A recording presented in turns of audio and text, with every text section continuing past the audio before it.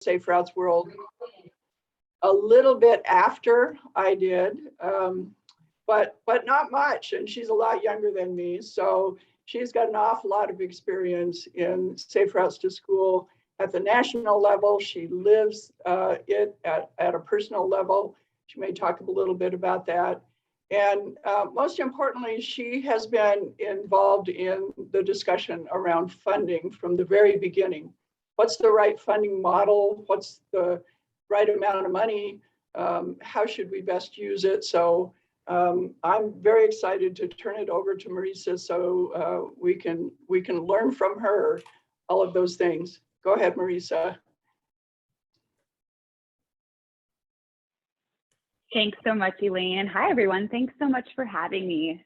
Really appreciate the opportunity to connect with you. I have so enjoyed getting to know Elaine over the last couple of years, and I have the opportunity to connect with so many Safe Routes to School coordinators and programs, and Elaine is one of the most dedicated and thoughtful and proactive Safe Routes to School coordinators that I have the pleasure of connecting with. So happy to be here today and meet with all of you. Marisa, your presentation, oh, there you go, is still. Okay, is that in the right mode? Mm-hmm. Okay, great. So as Elaine mentioned, one of the things that I'm going to talk about today is the reauthorization of the federal transportation bill and what it means for Safe Routes to School. I do want to share the caveat that our organization is offering a webinar this afternoon that will go into much more detail about not only what this bill portends for Safe Routes to School, but what a number of other provisions in both Surface Transportation Reauthorization and the Reconciliation Bill mean for walking and biking more generally. So I recognize that folks on this call probably are not steeped in the day-to-day of federal transportation funding, and so I'm going to try to keep this relatively high level. I also want to give the disclaimer that things are shifting every day on Capitol Hill, and so everything that I'm presenting to you today is accurate as of today, but we anticipate that there will be change in the coming week. So I will send this deck to Elaine and Anna Marie for your viewing pleasure after this, but just bear in mind that if by the time you look at this again, things may have changed. So as Elaine shared, my name is Marisa Jones. I'm the Director of Policy and Partnerships at Safe Routes Partnership. I have been with the organization for 6 years. Most of my work has been at the state and local level. And this past year, I've stepped into our federal policy and lobbying position, which is great. And I think that it's all the better because it's informed by working with state and local coordinators and understanding what are challenges and opportunities to accessing federal funds. How can this be made easier and simpler, both for state departments of transportation and for cities and organizations trying to access the funds. So a little bit, here's a quick agenda of what we'll talk about today. I will provide a quick recap or overview of the Transportation Alternatives Program and the FAST Act, in case, as I mentioned, you might not be in this every day like I am, so I'll just make sure we're all on the same page. I'll give a quick overview of where things stand for surface transportation reauthorization. We'll talk about what is going to change with regard to policy and funding related to Safe Routes to School when/if the infrastructure bill passes, which contains surface transportation reauthorization. Then I want to just quickly touch on our state report cards for walking, bicycling, and Safe Routes to School. I'll also go over how to prepare for if and when this bill gets passed, when it becomes law, and then have time for questions and answers. I also just have to acknowledge up front, we work in lockstep with the League of American Bicyclists on Capitol Hill. So just really want to acknowledge that we work together on that. None of this is done on our own. So just a quick reminder or primer on the Transportation Alternatives Program. It is the major federal source of transportation funding for walking, bicycling, and Safe Routes to School. It's currently funded at $850 million a year, and each state gets an apportionment of those funds to spend at the state DOT and an NPO discretion. This funding and policy was authorized by the FAST Act, Fixing America's Surface Transportation, which passed in 2015. And the bill and funding were authorized through September of 2020, but Congress didn't come to a deal in the last Congress about reauthorizing surface transportation funding. So they passed a continuing resolution to extend it for a year. And so there was a deadline of 2 weeks ago, September 30th, 2021, to come up with a new funding stream, a new funding level and policies. Congress kicked the can to the end of this month, so Halloween. We have transportation funding through Halloween, but we're really hoping that Congress will pass comprehensive surface transportation reauthorization. So a unique thing about transportation alternatives, aka TAP, is that it's designed to support local priorities rather than all being directed by the State Department of Transportation. It's a competitive program, and it requires a local match, which in most states is 20%, but I believe Elaine said in Idaho, due to the amount of federal land, it's somewhere between 7 and 8%, but I don't remember the exact amount. So what does this program fund? It funds sidewalks, crosswalks, bike lanes, safe routes to school programs, pretty much anything that can support walking and bicycling, both infrastructure and non-infrastructure. So the eligible entities to apply are in here, and I listed 2 in red that if/when the next bill passes, these 2 things would change. So just trying to flag that for if you're looking at this later. So we have an infographic on our website that explains the history of federal funding for safe routes to school, and I've included a link here for your, again, viewing pleasure later. So as I mentioned, the FAST Act was authorized and then passed a continuing resolution through September 30th, 2021. And there were 3 options of what could happen. Congress could let the FAST Act expire, which they did. They let it lapse for 1 day. And then they passed a continuing resolution to extend current funding levels and policies through October 31st. And so what we're really hoping is that they reauthorize the surface transportation bill and it's signed into law by President Biden. And so if you follow, DC headlines, you've probably been hearing lots of different, like the infrastructure bill, reconciliation, the BIB, the BIF, Infrastructure Investment and Jobs Act, American Jobs Plan. For the purpose of this, we're going to talk about surface transportation reauthorization as the infrastructure bill. It includes more than surface transportation reauthorization, but the whole of surface transportation reauthorization is included in the infrastructure bill. So in this deck, it's either called the infrastructure bill or the BIB, the bipartisan infrastructure bill. So what is in this bill for safe routes to school, walking, and bicycling? So specifically focused on safe routes to school, there are a number of things that I want to highlight. So first and foremost, this bill brings safe routes to school into current law. So this is like such a technicality, but the way that it was in law was as a reference to the original law that was created in 2005 under the Safety Lou bill, which is like 3 highway bills ago. So we are really excited about this because it conveys congressional support for the program. And without getting into all of the politics and everybody that was involved, there were standalone safe routes to school bills in the House. Well, I said I wasn't going to get into the politics of it, but for all intents and purposes, the fact that this program has been brought into current law conveys that Congress really wanted to support this program and wants to see it continue.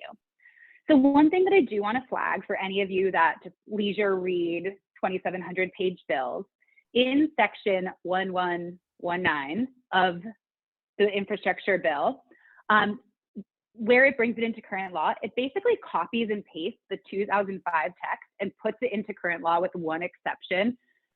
So it took out the provision that all of this funding can be done entirely with federal share, which means no match. But it also says things like, there will be a clearinghouse, each state will get an apportionment, states are required to have coordinators. And I just want to flag that for you because it also says that that is out of the set aside for safe routes to school, which existed in 2005, and there's not a set aside in this program. And so this language does not have the force of law. Like those requirements do not have the force of law. And what the bill drafters conveyed to us was like, they couldn't come up with an agreement on getting the dedicated funding for that, but they want to express to state departments of transportation, like, we like this money. We would love it if you have a state coordinator. And we'll talk about where there's some money in the bill for that. So just flagging that. So another exciting thing that this bill does for the first time is it expands eligibility for safe routes to school to high schools, in addition to elementary and middle schools. And then two other things that I would love to flag that are kind of technical, but I think it's really important for safe routes to school advocates and coordinators to know, is that it allows Highway Safety Improvement Program, HSIP funds, to be used for safe routes to school infrastructure. And it also allows up to 10% of Highway Safety Improvement Program funds to be used for safety campaigns and non-infrastructure, including safe routes to school. And so that existed before the FAST Act. It got tightened up during the FAST Act, but we see that as a really exciting opportunity to plus up in state DOT investments in safe routes to school non-infrastructure. So I'm gonna go through what some of the other changes in this bill are that are related to safe routes to school. And again, going to keep it fairly high level. So one of the most exciting things that this bill does is that it includes a major increase to funding levels. So funding for the Transportation Alternatives Program, which is the main source of funding for safe routes to school infrastructure and non-infrastructure, would increase by 60%. So I mentioned it's currently funded at $850 million a year. In FY22, it would go up to $1.38 billion, and in 2026, it would go up to $1.49 billion. So it represents a $2.5 billion increase in investments that support walking, biking, and safe routes to school. Oops. So another thing that this bill does is that it requires state departments of transportation to define what are high-need communities in your state, and how can we work to get federal funding for walking and biking and safe routes to school to those communities. And so the bill specifically defines potentially high poverty areas, low income, and rural communities, but it's up to each state department of transportation to decide that for itself. I'm getting like people admit, like the little pop-up to admit people, just FYI, I don't know. You just go ahead and click that. I'll click it. Okay, so the next part that I'll explain, I think, will be helped just to, if I give this overview of how the money flows from the federal government to the states and to localities. So basically, currently now 50% of it goes to the state. The recreational trails program is taken off the top. That's what this long top bar is. Then half of it gets awarded by the state Department of Transportation to communities of all sizes across the state. Within that pot of state directed funds, the state can choose to transfer up to half of that away, can choose to transfer it to non-bicycle pedestrian projects, or it can run competitions for communities of any size. Then the other half of the money gets competed out by size. And so this is really intended to make sure that it's not just big cities or that are getting these funds. And this is all based on the proportion of communities of these sizes in your state. So one of the things that this bill does is it shifts that from a 50-50 split to 49% getting competed out across the state and 59% going out to communities of different sizes. And so what we expect to see is that more money will go to smaller and mid-sized communities that need access to these funds.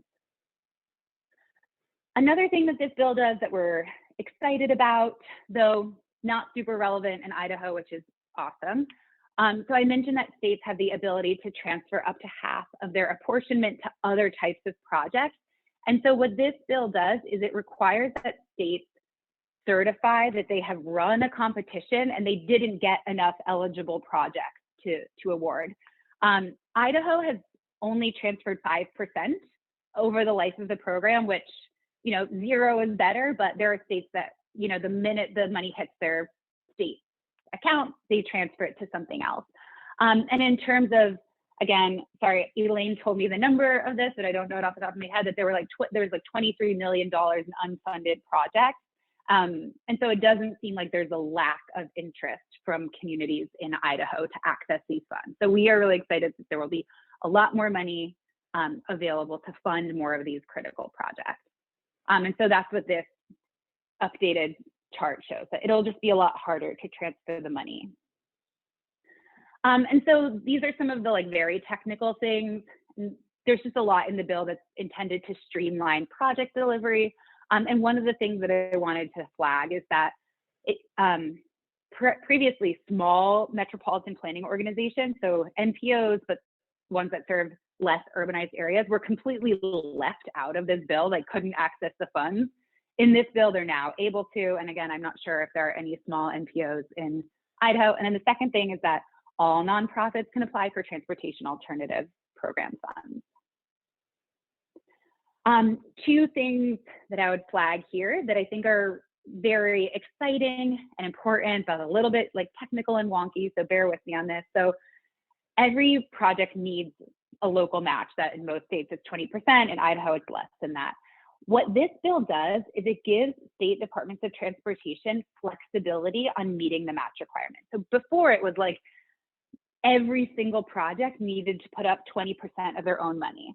What this bill does is it allows state departments of transportation to do this either on a project by project basis or in aggregate. So perhaps there's a community that would be well suited for this, but they don't have the match. So the Department of Transportation could say, we're going to give them 100% of funding from federal funding, and then another city that perhaps could put up a 40% match or a larger match, as long as it averages out to the 20% or whatever it is in Idaho, then that's okay. And so that's another thing that we think will be a great opportunity for smaller communities, more rural communities, to be able to more easily access these funds. And then another thing is that there are provisions included that the highway safety, typically you can't use federal funds as a match for other federal funds, but what we did in this bill is we worked to get highway safety improvement programs eligible to be used as a match for safety projects, which include safe routes to school. And so this is something that your Department of Transportation will be the one that decides that. And so encouraging those of you who work at the Department of Transportation who are on this call to, if you're the Transportation Alternatives Manager, chat with the HSIP manager to figure out like, hey, can we use some of these HSIP funds as a match for safety projects? And for those of you that have more of an advocacy role or capacity, connecting with your State Department of Transportation, Transportation Alternatives Manager, and encouraging them to talk to the HSIP manager to use HSIP as a match to make these funds more accessible. So then another thing is that, so I mentioned earlier, like congressional intent in support of state safe routes to school coordinators, but inability to come to consensus on where the money would come from. And so one of the things we did in this bill was put in a provision that allows state departments of transportation to use up to 5% of their apportionment to provide technical assistance to applicants. So this can be used in a number of ways. This can be used in-house to staff the Transportation Alternatives Program, or it can be contracted out to other government agencies, nonprofits, or contractors. And so we know in North Carolina that they've had a ton of success with their State Department of Health running their Safe Routes to School program. So that's something that we'll be in communication with North Carolina about perhaps using some of these funds to rehire or plus up coordinator, Safe Routes to School coordinators. I know in Idaho, Smart Growth Idaho has done a terrific job of administering this program. So this is an opportunity to use some of these administrative funds to contract with a group like Idaho Smart Growth. But again, this is a decision made by your State Department of Transportation, but we feel it's really important for you to know so that you can be communicating ideas or thoughts of what would best serve children and families and people in the state of Idaho. Okay, so I know that was a lot and very technical. So I wanted to make sure to pull out some of the recommendations for when, if this bill becomes law, how you can be preparing now.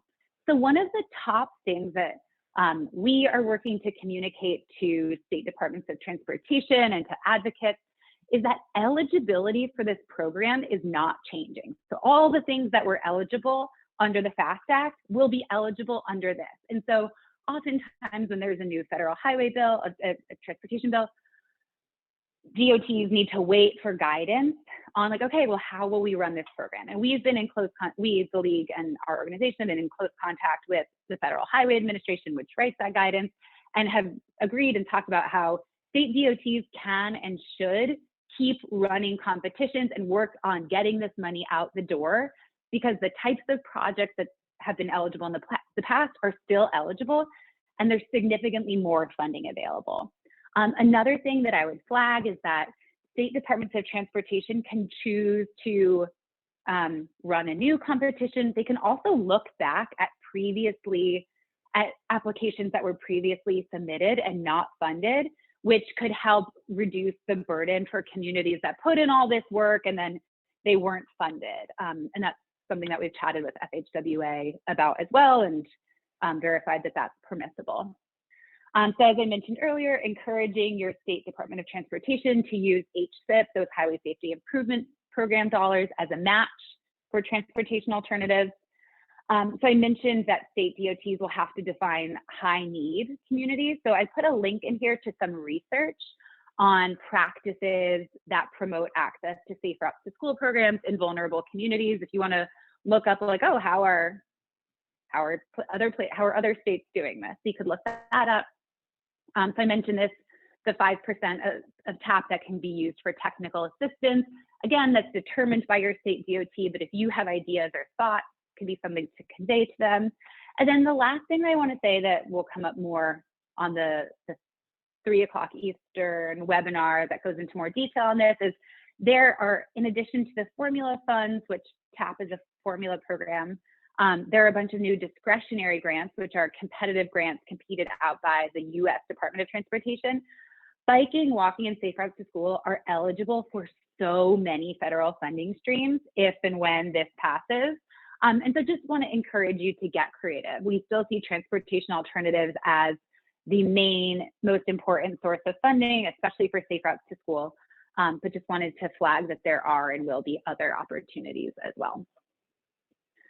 I also want to make sure that I'm equipping you with resources for tracking what is going on Capitol Hill related to walking and bicycling, especially when this bill passes. We'll be shifting to implementation and putting out fact sheets directed to state departments of transportation, directed to safe routes coordinators, directed to all kinds of different stakeholders in the process. And so here are a handful of links where you can follow what is going on. So the one that I want to flag on here that's not linked is we keep a very intense, robust database of every project that has been funded with transportation alternatives program funds. And so if that's ever useful to you, I mean, full disclosure, we use it in our lobbying when we're going to meet with your representative and we say like, hey, look at all the programs that have been funded. Look at all the projects. I'm like, oh, I know that sidewalk. Oh, that is funded through this. So we use it to make the case for how important this program is. But if it would ever be interesting or useful to know for you or to get ideas of what kinds of projects could we fund, please reach out and I'm happy to share that with you. So pivoting now away from federal funding for a second, I want to just highlight a resource that is tied to both state safe routes to school and federal policy, which is our biannual state report cards on walking, bicycling, and safe routes to school. So this is a report that our organization puts out every 2 years. We are just getting started on the 2022 version. So these data are from 2019 and 2020. But there's a lot in here related to safe routes to school funding and supportive practices. And we go through each state and we analyze a number of different things. And so I just wanted to highlight these for you in terms of if you're thinking about or wondering like, what else can our state do to support safe routes to school? There are a couple of opportunities in here. You can look at the areas that have the lower scoring points as places to get started.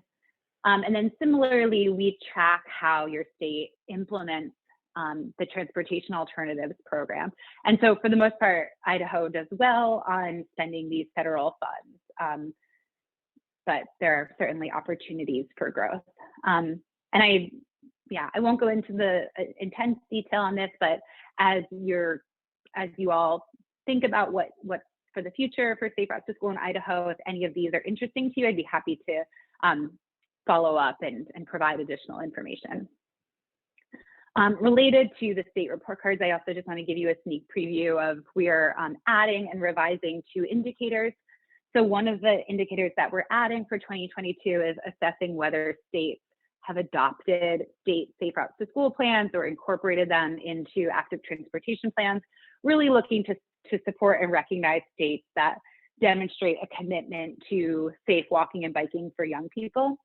And then we're also revising what qualifies as quote unquote supporting equitable access to safe routes to school, which is one of the indicators that I think Idaho had some room for improvement on, yeah.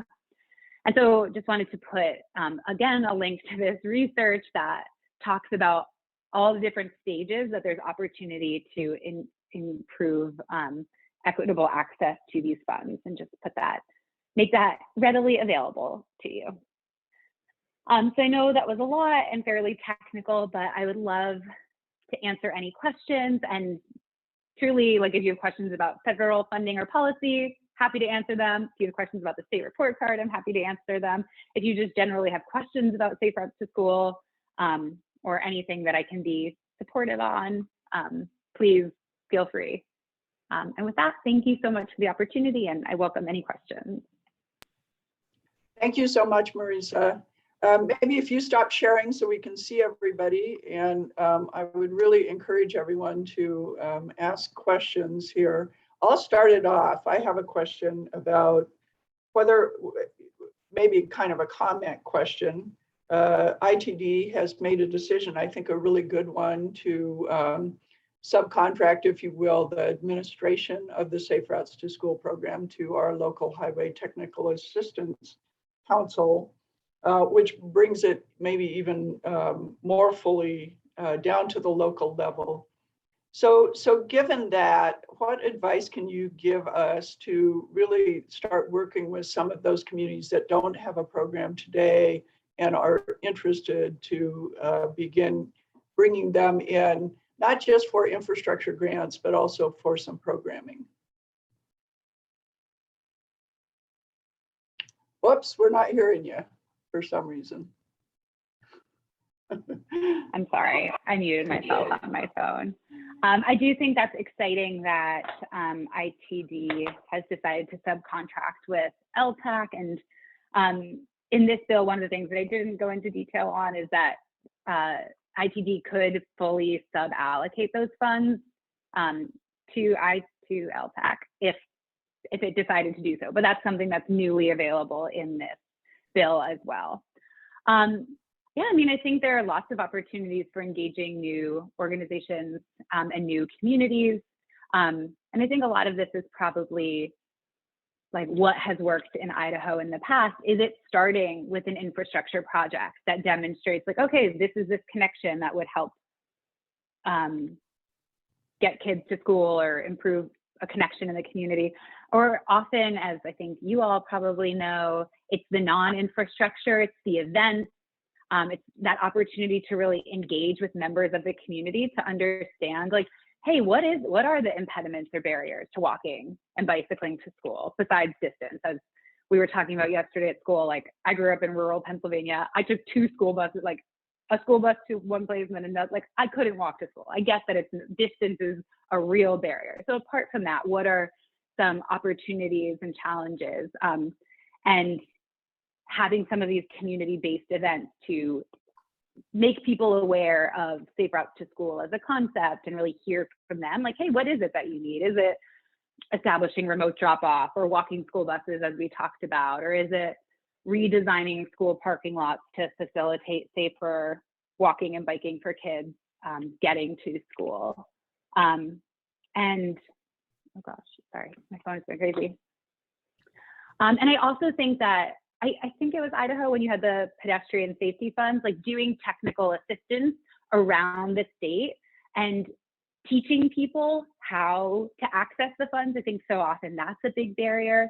Another thing, so I know I didn't go into detail on the state report cards, but one of the things that we see as a big opportunity is for the State Department of Transportation to provide planning grants.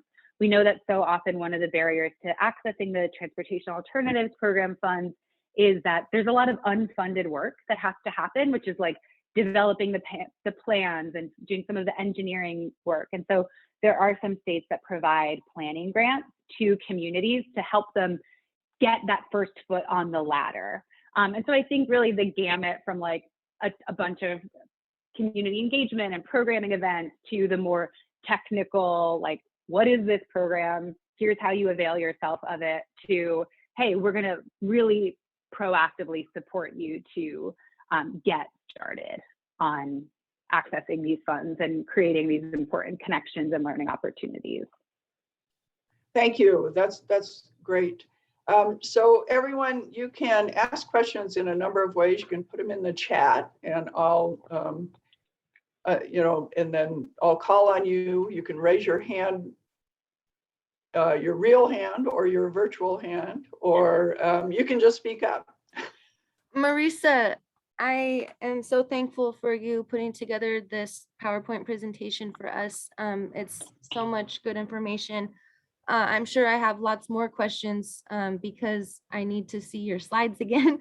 But the one first main question is, so in regards to the apportionment, is that, so of the 850 million, the apportionment, how does that get divvied up between all the states? Is it just by population? And how much what is Idaho's apportionment?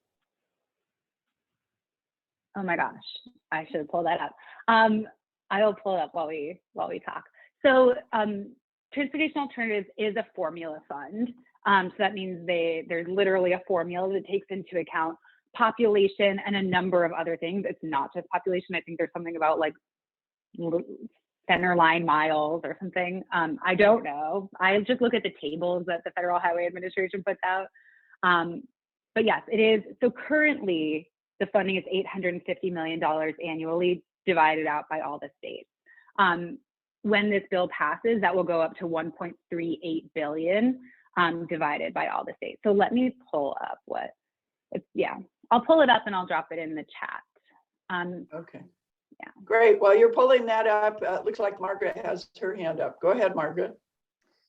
Yeah, if you're curious, our current Idaho amount is about 3.5 million. So yeah, I did have a question. You mentioned just briefly the eligible entities. So all nonprofits would be eligible now, because right now the guidance is ones that are responsible for administering local transportation safety programs. So so is it just going to be wide open to any nonprofit, or? Yep. Let's see. Yeah, exactly. So the bill literally just like strikes that language and it just says nonprofit. And then in terms of the other organizations that are newly eligible, if you're interested, so as I mentioned, small MPOs, so those that serve areas under 200,000 are newly eligible. And then actually previously state DOTs have not been eligible, because like you can't compete out awards and then give them to yourself. But one thing that we have heard, especially from smaller communities, is that like they don't have the staff or in-house expertise to do it. And we hear this a lot in Alaska, which I know at one point I was like working on things with Alaska and Idaho, and there were some similarities, but a lot of the smaller communities in Alaska were saying like, it would actually just be more efficient if our state DOT could help administer this. And so there is a provision, and we're working with FHWA on the guidance for this, that provided that it is a locally identified priority and it's a locality applying for the funds, if it would be advantageous or in the interest of government like efficiency for the state DOT to be the one that implements the project, then that is newly permissible in this bill as well. Yeah, good question. Thank you. Lisa, do you want to ask your question in person?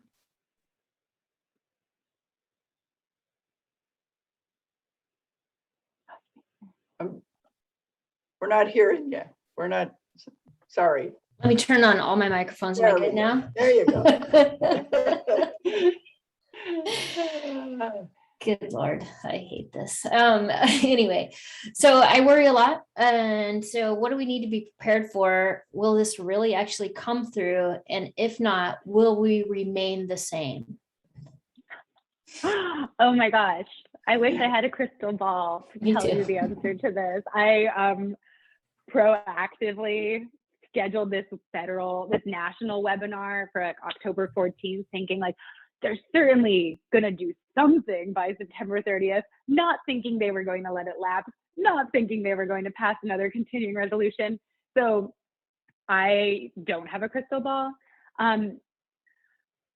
Here's, I mean, really what I think, which is like not just my analysis, I think this is kind of consensus among people working on this right now is, and if you're interested in the politics of this, I'm going to talk more about it on the 3 o'clock Eastern webinar, which is currently the reconciliation bill, which is human infrastructure, and the Infrastructure Investment and Jobs Act, which is the physical infrastructure bill, have been politically linked together. There's been a lot of deliberation about the human infrastructure is a partisan bill. It's expected to be Democrats only. There was a lot of debate within the Democrats about how to find something that would pass both the House and the Senate. We're hearing, and I think headlines are stating that they're making progress on that. Our take is that provided that the Democrats can at least come to an agreement on how they will move that bill through Congress and get it to the president's desk, then this bill, the infrastructure bill, will have a smooth path forward. It has already passed the Senate, which is often viewed as the harder chamber to pass.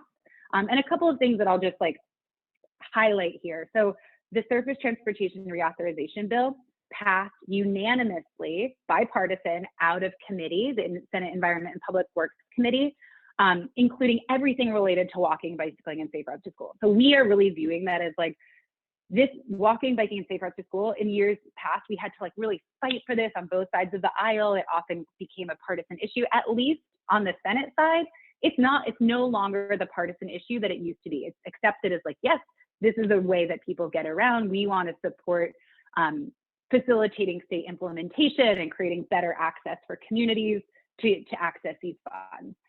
It passed the Senate, the full Senate, on a bipartisan basis. And so again, that like unanimously out of committee, bipartisan basis, in the Senate, like we feel good about that. So the general feeling is that provided that the Dems can come to an agreement on reconciliation, the infrastructure bill will pass. All that being said, this expires in 2 weeks, in 17 days on Halloween. And so can the Democrats get reconciliation passed and pass this in 17 days? I don't know. So we'll just have to wait and see. If they don't pass this, they will either let it lapse, which is problematic, or they will pass another continuing resolution. And if they pass another continuing resolution, it means level funding, so keeping it at that 850 million, and the same policies will be in place. I mean, I don't have a crystal ball. I'm not in the betting business. Like, I can't see a situation in which they pass another continuing resolution on this, but I don't have the answer to that.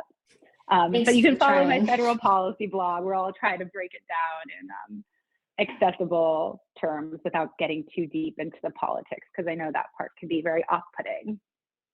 So Marisa didn't have the pleasure of being involved in the 2005 bill, which Safe Routes to School emanates from. That was a 2-year process with, I think, if I remember right, 9 continuing resolutions and 1 lapse. So if I was a betting person, I wouldn't make a bet, but the one bet I would make is we'll see 1 more continuing resolution before we see this passed, but we'll probably see it passed. Anyway, that's just my 2 cents. Cece, I think that's a good analysis, and I appreciate your historical context from Safety Lou as well. You're welcome. Cece.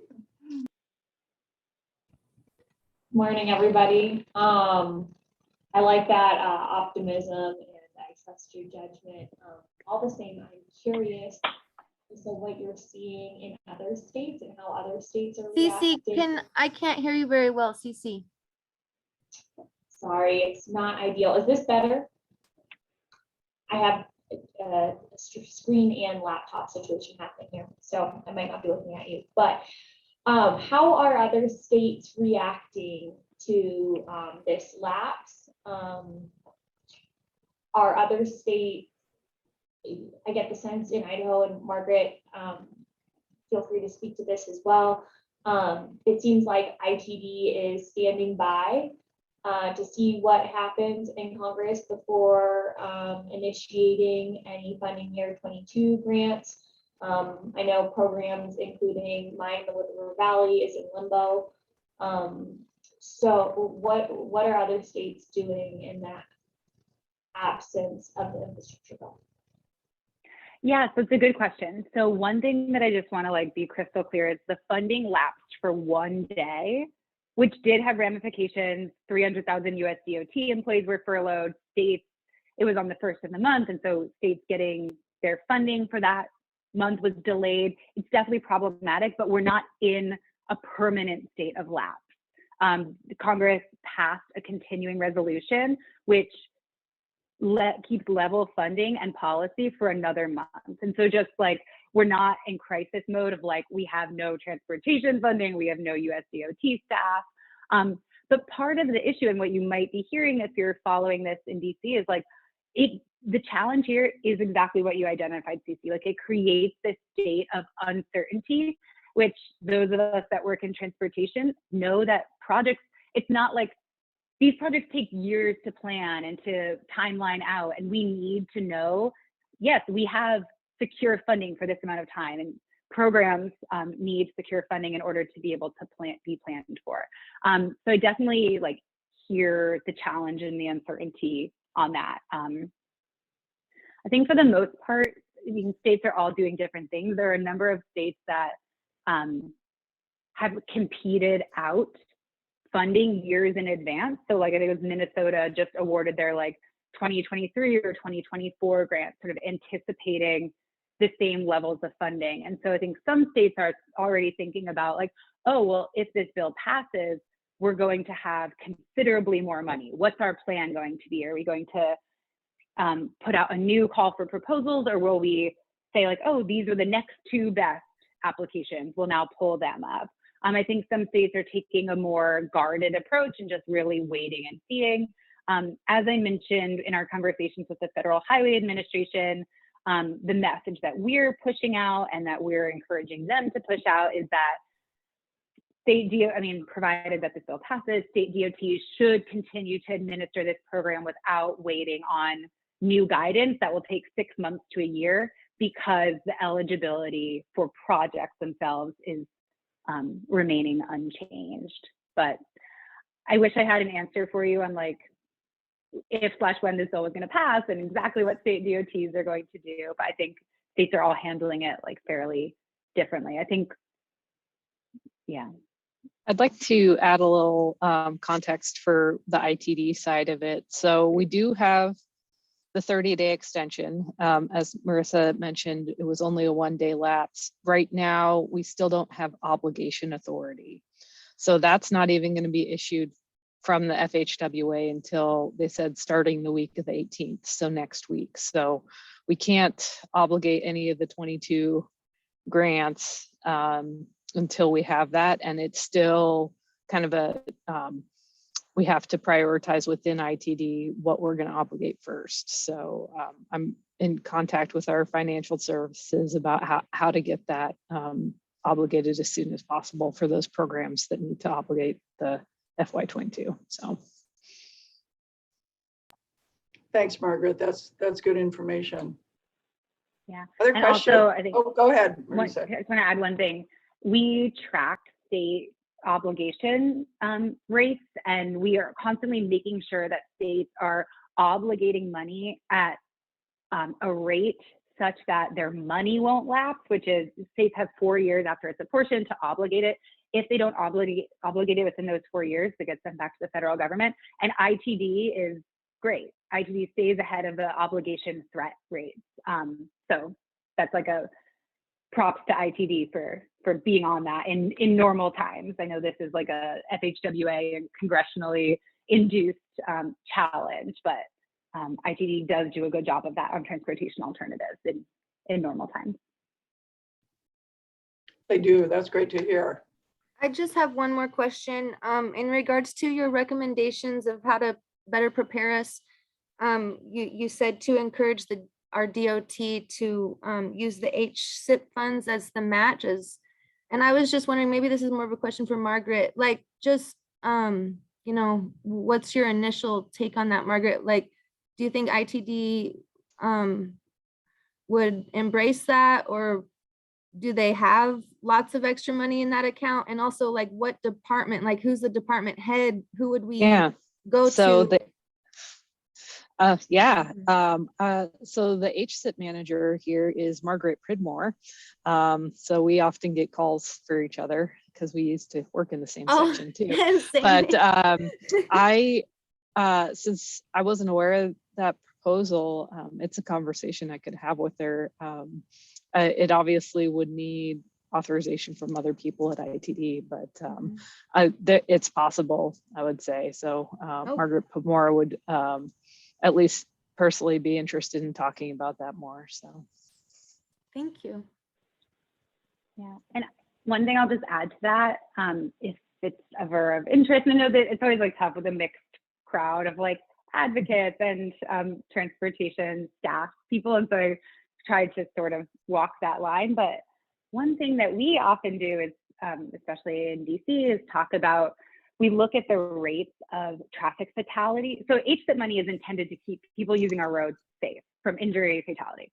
The current average state spending is 1%, even though people getting hit and killed on our roads, almost 20% of them are walking and biking. And so we've been encouraging, the way that we've been talking about it with decision makers is, hey, look at your state rate of injury and fatality and then compare it to how much you're spending on this money is intended for keeping people on the roads safe. And so Idaho, I think in our most recent analysis, it's 8.1% of traffic fatalities from 2016 to 2018 were of people walking and biking, but Idaho spent $0 of HSIP on keeping those people dying safe. And so I'm just giving you the playbook with everybody on the phone. It's like, that's the way that we've been talking about it, that seems to resonate. That it's like, all right, that's what this money's for. Like, so let's, at least use that percentage. And actually that's pretty good. Idaho's on the lower end of traffic injuries and fatalities of people walking and biking. Oh, Lisa, and then Cece. Thank you. And thanks, Margaret, thanks everybody for bringing up the HSIP. I think that's probably one of the things that I might have been a little bit frustrated, and I'm very encouraged by with this bill, is that potential there with that partnership, because I think HSIP here in this state does actually have some more responsibility to put a little bit more effort towards biking and walking. We're not seeing people increasing in their biking and walking because of probably a disinvestment in facilities or safety or encouragement or programming that actually would bring more people to the roads and sidewalks that are there. But that's my personal opinion.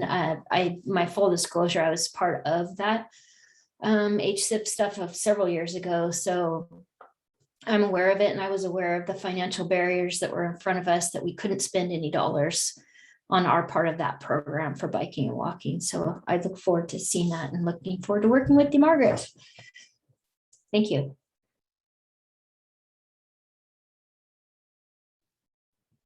Getting back to Anna's question, that's exactly where my mind was going, was are there any remaining funds? I know we're, for example, seeing the Children Pedestrian Safety Grant Program available this year, but are there any funds within ITD, and do we see any other states? And forgive me, I think I'm tracking on everything here, but I'm new to the logistics behind authorizing the obligations, for example, and I understand the distinction between awarding funding year 22 grants and 23 grants and actually enacting them with state local agreements. And I don't mean to put undue pressure, but I do want to have answers to take back to the leadership at Mountain Rides. And I am optimistic that the infrastructure bill will go through hopefully sooner than later. But that being said, and I like hearing, Marisa, where you're coming from and like, well, what other funds might be used to continue these programs and ensure safety on the roads.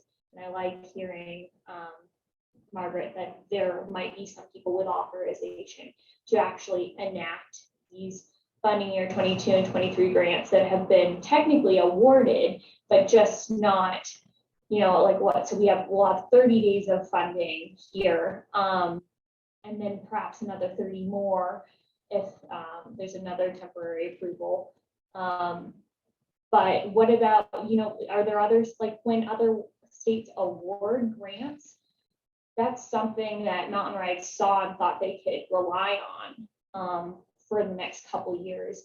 And now, it's that uncertainty that we talked about, but is there anything ITD can do? Is there any legislation involved in the new bill that says when a grant has been awarded, that it's actually going to be delivered?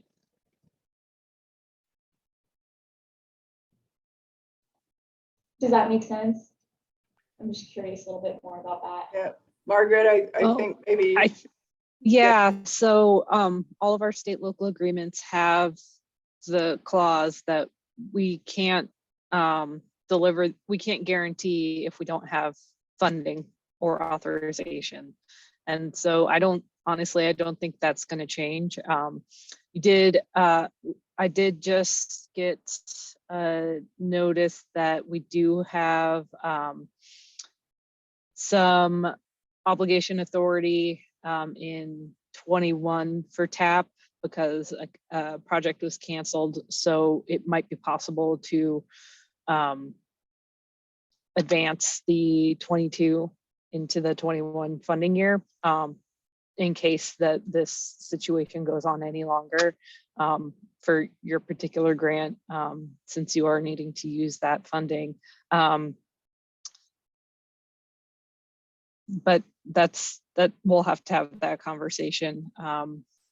I don't think that there would be any appetite here at ITD to try to guarantee those funds if we didn't have the federal funding authorization. It's just, I don't think that for any of our projects, TAP or otherwise, we'd be able to guarantee it. It wouldn't make it past legal. That brings up how important it is that Congress actually does their job, if you will, and doesn't leave states in this lurch. The other thing that I'll just mention, I know before Ryan left, he attempted to get as many state and local agreements signed as he had obligation authority to do. And so it might behoove us at some point, whether we do it today, to find out who doesn't have one signed and see if there's a maybe overall strategy to forward enough funds to keep everybody running if need be. Yeah, I did look into all of that for the FY22, and the only program that does is VRT right now. And so we got mountain rides signed for 22, and then the rest of them, I was going to talk about this. We have them, and I'm about ready to send them out. It's just because there's no authorization. It's not, we're kind of waiting. Thanks. I'm glad to hear you're on top of that. Because I believe that everybody else is still spending down prior year money. From what I can tell, I know there are still some invoices outstanding, but based on the information I have, if you think that you are running close to budget on your $21, do let me know, and we'll try to move some money around. Great. Other questions for Marisa while we have her here?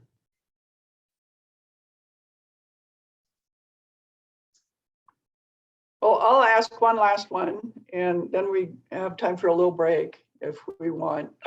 So my question is this, going forward, as we talk to our congressional delegation here, what advice do you have for us in terms of the messaging that you've heard, that you use, that seems to really resonate with them? I think you told us a little bit about that with really coming up with those local anecdotes, but maybe you could expound on that a little bit. Yeah, absolutely. So one of the things that we find really resonates on Capitol Hill, especially, so I mentioned like, this program enjoys a lot of bipartisan support. And one of the reasons is that, as I mentioned, like it's one of the few federal transportation programs that's intended for local governments to be able to assert what their priorities are. A lot of the other programs, like HSIP is one of them, that it's really up to the State Department of Transportation to decide like, hey, here's what we've identified as the priorities, here's how we want to spend these funds. And so what resonates with a lot of members of Congress is like, hey, this is for, X town to be able to say, this is what would, like that self-determination on behalf of a smaller city or a smaller town, to be able to identify like, this is what would work for us. This is what would help our community get from point A to point B. So that's one thing that resonates, definitely those local stories, which is why I'm offering, like, if you ever want to know what has been funded in your state, that being able to either have residents reach out to members of Congress and say like, hey, we love this sidewalk, or for a mayor or elected official to be able to reach out and say like, hey, this really made a big difference in our community. Like, we like this program because of that. I had another thought. What was it? So while you're thinking, one other thing we didn't talk about, right now, ITD has a 10% cap on how much they will spend on non-infrastructure.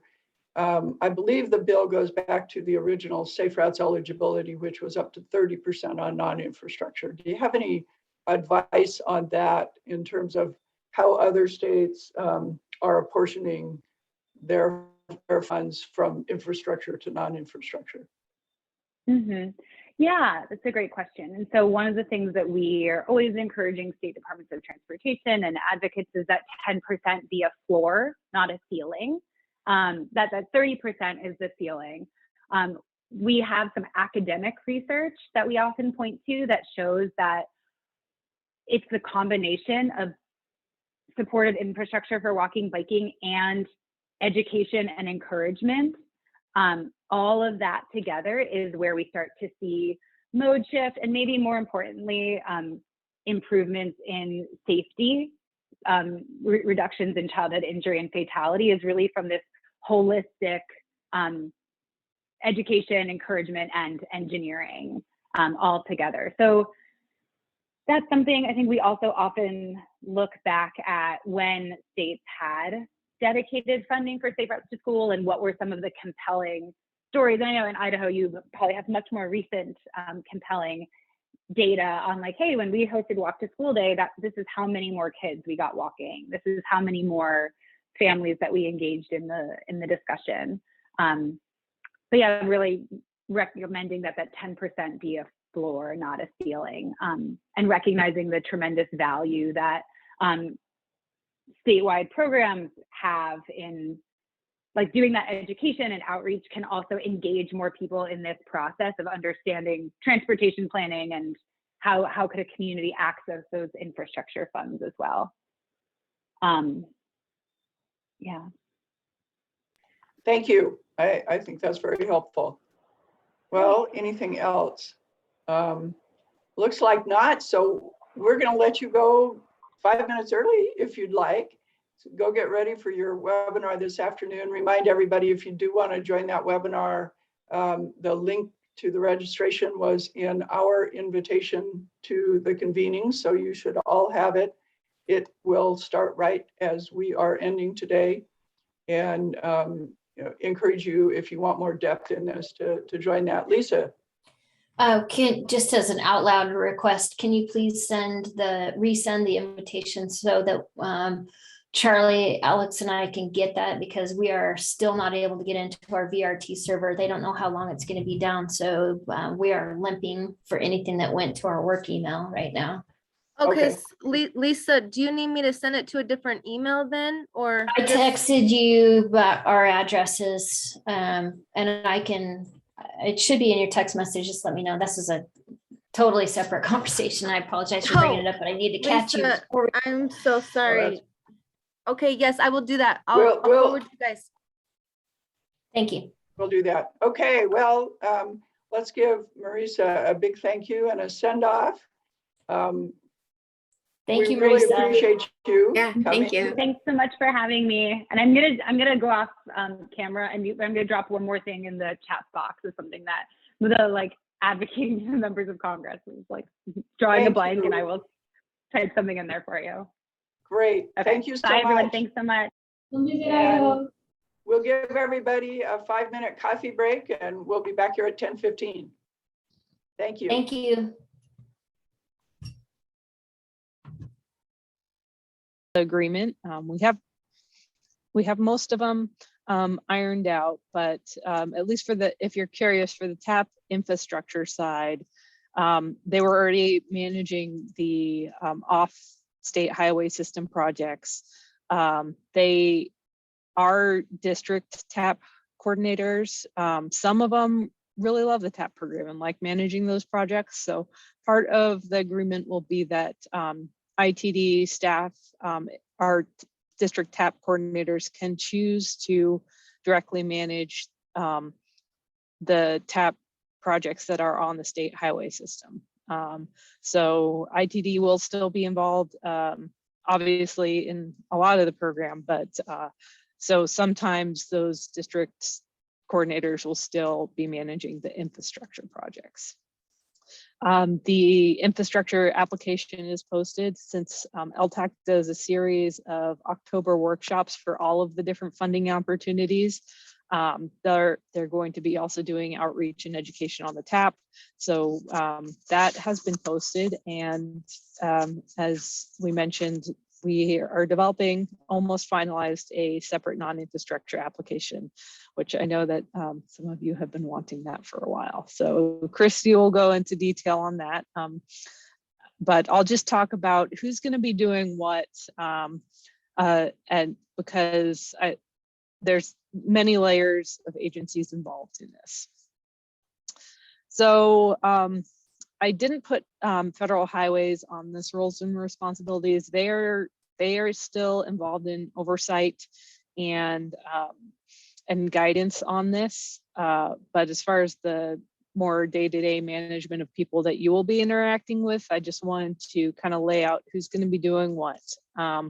So during the application cycle, I will be the one that officially approves the application. We work really closely with Ltac to do that.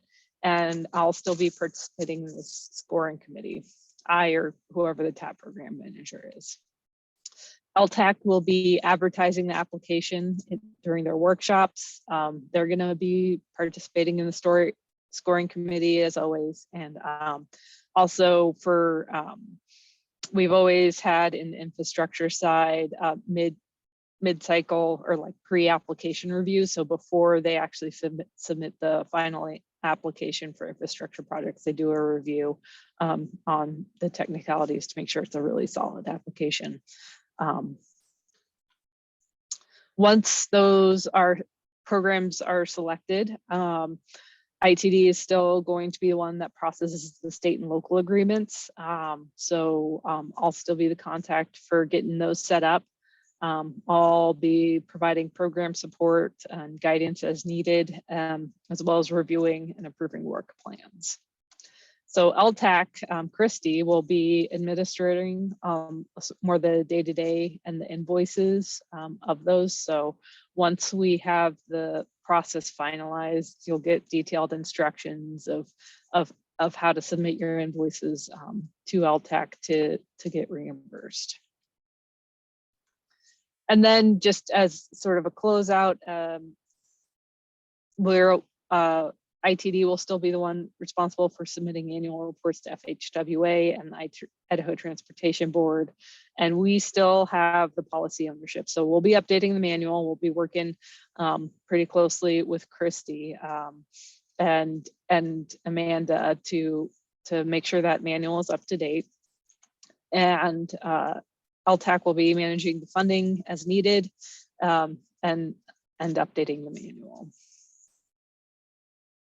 Have any questions on this? Tried to make it as clear as possible.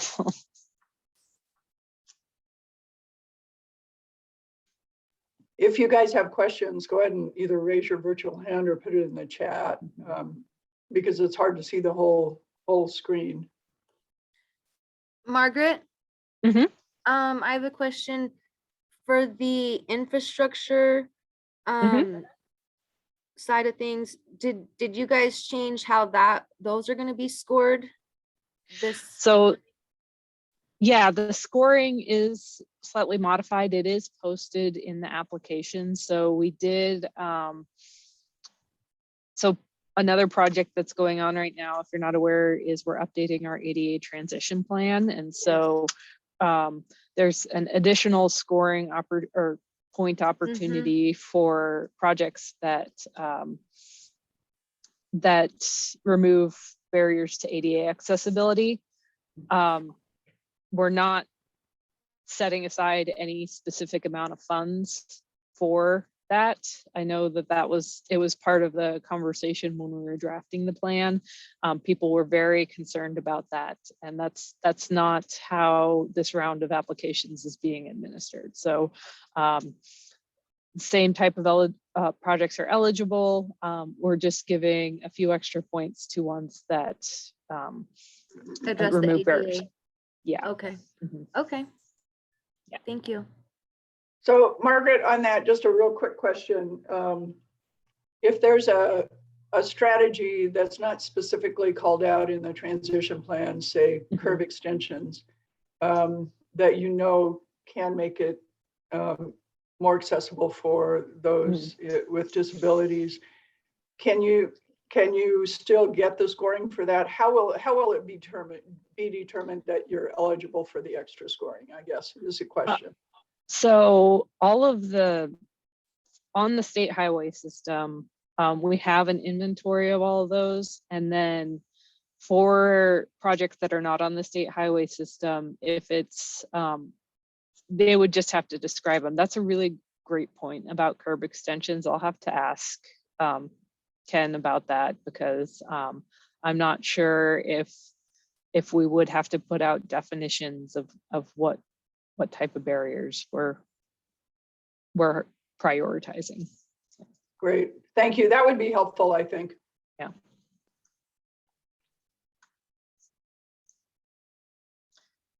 There's any other questions? Yeah, I don't see any other questions in the chat here. Okay, I'll go on to the next.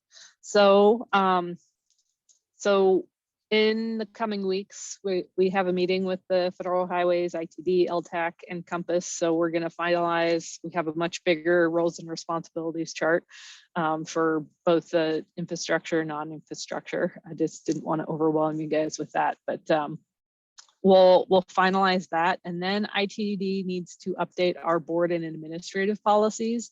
So right now the plan is to almost strike the entire policy. And we recently did this with our CMAQ program, and there was some concern about that. It just gives staff more control over the management of the program. So we have what we call our program update manual, which has a sheet that describes how we manage all of our different funding programs. So we're going to be using that essentially as our TAP policy. And that's something that we don't have to, the board policy change process is a very long, cumbersome process with lots of steps. So if we did want to change any board or administrative policy, it takes months to do that. But to update the program update sheet, it's a much more streamlined process, and we'll be able to be more flexible with this program. And then we'll have the updated manual. We are sort of waiting for the new infrastructure bill to really put a lot of work into that. It may be a while, I hope it, but we're just going with the current rules and regulations. And the the applications also address that this is with the current rules and regulations, though that may change by the time, hopefully. So the applications are due in January, and hopefully we have a bill by then. So for the infrastructure applications that are posted online, for people that are applying for the infrastructure, they're using the older or the original manual right now because you guys are updating that? Okay. Yeah, until we have a new bill, we'll probably not publish, because the manual also has to be Right. approved and reviewed by the FHWA. So that's a process that Right. we'll go through once we have more guidance on the new infrastructure bill. So Margaret, there's some excitement to me about the policy changes. There's also a little bit of trepidation. I'm sure you've heard this from others. Yes. That because of that flexibility, changes could be made that maybe don't have broad support. So what will be the change process in the program update sheet? So the program update sheet, it is something that's published annually. And so I, as the TAP program manager, am responsible for updating that. And it's a new process for me. So I just had to do that recently, or at least draft the one for the ADA transition program. But it's more or less at the program manager's discretion. So there's no opportunity for public comment or any of that before it's published? There's no formal process, obviously. I mean, since we have a number of grant programs, there is I'd probably be discussing both internally and externally any proposed changes. Okay. It would be nice if there was at least a policy procedure noted that you'll have those external discussions. Making changes. I think that would give people a lot of comfort that there won't just be. I mean, so the positive. I know ITD has a reputation, so I'm not going to deny that. I guess the positive side of it for me is it appears as if you would have the opportunity to at least think about the split between infrastructure and non-infrastructure. Yes.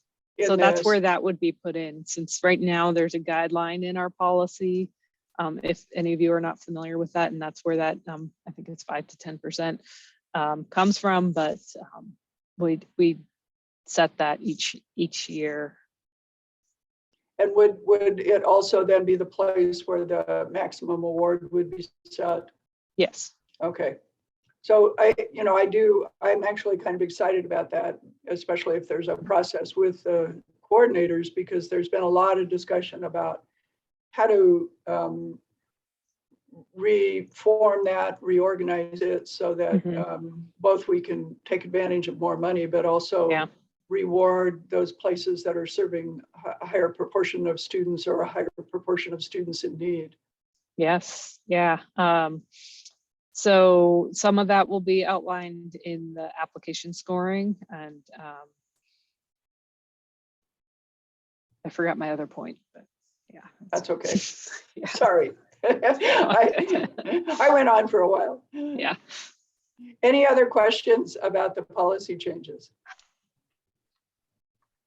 I guess just to clarify what you two went over to make sure I'm understanding correctly. So within the manual, that determines how much, what percentage can be allocated to non-infrastructure versus infrastructure, not the policy. Yeah. So we have, with our discussions with Ltac, we have discussed, if you've looked at the infrastructure application, we're going to be allowing like a mega award. So if there are large projects that can't be sectioned out over certain years, that we would have the availability for up to $1 million in funding. So that kind of limit would be set in the policy, in the program update manual and not in the board and administrative policy. Thank you. Okay. Other questions? I guess you can go ahead. All right. So get back to my presentation here. So already covered this a little bit in the last session, but I do have, that should say 22. I keep saying 23, but the FY22 state and local agreements are all drafted. And I will be getting those out to you shortly. But as I mentioned, we're waiting for funding authorization. So please do get in contact with me if you have any concerns about the availability of funds before we have more long-term funding set in place. And that's all I have for the TAP program. I have a couple other projects that I'll let you guys know about, but maybe I'll just go through these real quick and then we can open up questions. Okay. Lisa, do you want to ask your question now or? And you're muted. You know, it's my first day on Zoom. I don't know what to do. Just have lost everything. My quick question, comment, Margaret, will you please include me on things that are going into VRT? Yes. I really need help there. So Okay. just want to put that in that you can see my face and feel my feeling about that. Okay. Okay.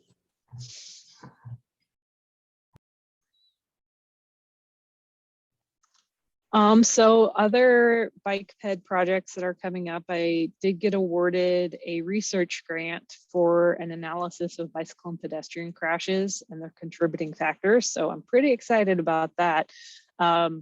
It's about $30,000 and we'll be contracting that out to a university. It needs to be bid out. So it's going to be a couple months before that gets started, but it's going to have a really detailed analysis of the different contributing factors to crashes. So, you know, number of lanes, speed, demographics. So we'll have the researchers go into all the crash reports and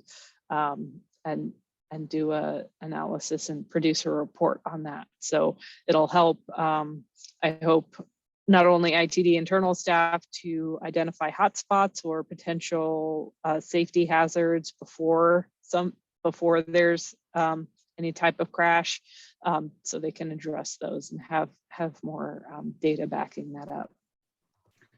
Margaret, Wow, that's yes. great, on Margaret. that, Yeah. before you go on, a quick question. Will you ask them to look at this systemically, given the new emphasis from FHWA on safe systems rather than hotspots? So the scope of it doesn't go as far as hotspots. We're just looking to build the database because right now all of our crash reports are they're in the highway. It's called WebCars. It's a crash reporting database, but it's not accessible. And we have some of you that have been on the new metric system, but that doesn't give you like the causal factors or any sort of information about the people or vehicles involved. So this will actually go to the raw data and be able to pull all that out and then have it accessible to ITD staff, and there is part of the project that will have like a dashboard, so similar to or even in New Metric, that people will be able to access that information. Another potential funding, like if we have our Safe Transportation for Every Pedestrian Safety Action Plan that calls for a hotspot analysis that would be more funding. so kind of price that out a little bit. We did a similar one for wildlife crashes and it was like $60,000. So we're just going to do this first step this first time because it was low hanging fruit. And, you know, the research committee was pretty like very supportive of this project. And then once we have that, we'll be able to do more analysis, and the safe systems approach is something that we'll try to address with the report too. Thank you. That's really good to hear, because you're right. Mhm. We don't have any of those causal factors Mhm. ubiquitously on these crashes. And once we get them, I mean, in order to do safe systems, you have to be able to have that data. So Yeah, this is pretty exciting. Yeah, that's Thank very you. exciting. Margaret, you said you were going to contract that out to Mm-hmm. universities. What Yeah. universities are you throwing them out? So Idaho or? and I believe it's in Idaho. This is my first time going through the research grant process. So it's an internal ITD grant. We have a number of different research projects, and they have a process. In the past, we've used U of I, and I've already talked with some people at BSU about this, but since it's over a certain dollar amount, we have to bid it out. So I think it's not entirely universities. Other entities may be eligible, but I'll have to look into the details on that. And the time frame, is it like expected to be done in a year, or when is the actual? So that I believe in January is when we'll hope to be selecting the researcher. university? Yeah, and then the time frame on the project for completion is 6 to 9 months. So Okay. by the end of the next fiscal year, we should have the results. Nice. Cool. Yeah. Right. And the other big project that will be coming up this year is I did get funding in our state planning and research budget for the update to a statewide bicycle and pedestrian study. Some of you are familiar or participated in the 2014 study. It's not our official bike ped plan, but this is a way I could get it into our funding program, is to reevaluate that and update it, because it'd be a good foundation to hopefully have an actual statewide bike ped plan in the future. But a lot of people think that that's our plan, but it's, again, there's a lot of technicalities of what is considered an actual mobile plan here. So that is something that'll be coming up. Cece, you had a question? Yeah, I'm wondering if you all applied for funds to fund this. No, these actually, both of these projects, each state gets statewide planning and research, we call it SPR funds. And so like my salary comes out of it. It's entirely federal funded with no state match, but there's still a internal like management / competitive process to get those.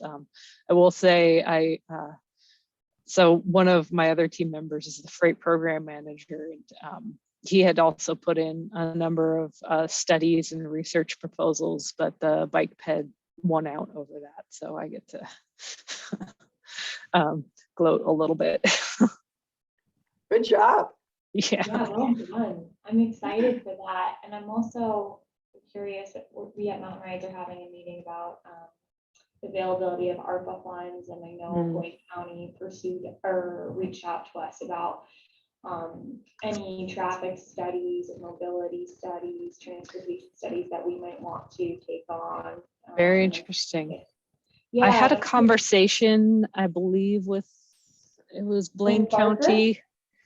I can't recall her name, but she was asking about funding opportunities that ITD might have. And I was like, oh, we don't fund planning support at this time, though it is a conversation that has happened because, and then because she was interested in the TAP program possibly, but that wasn't something that was eligible. So I'll have to look up, I've already forgotten who I talked to, but I believe it was Blaine County. I think Lynn Barker said that she spoke Oh, with okay. Rick, and at the time I thought it was you, but in the previous slide I realized, oh, maybe it was a different Margaret. Okay. Yeah, Yeah. she was very impressed by you, and it's really great to have her at the county. She's very much focused on lowering emissions through transportation. Yes. Okay. Yeah. So that it's exciting, to have her on board now. Awesome.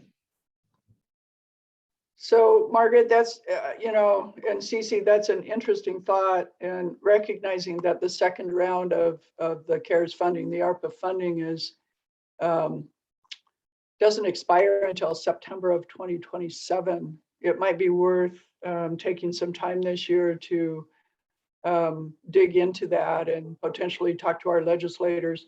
As I understand the process, the legislature can direct some of the funding in various ways if they believe that that's the correct way to do it. So there might be an opportunity there. At this point, Idaho has not done a great job of utilizing all of those funds. And with the first round, the federal government is now at a point where they're going to rescind funding from states that haven't used a certain percentage of it, I think 30%.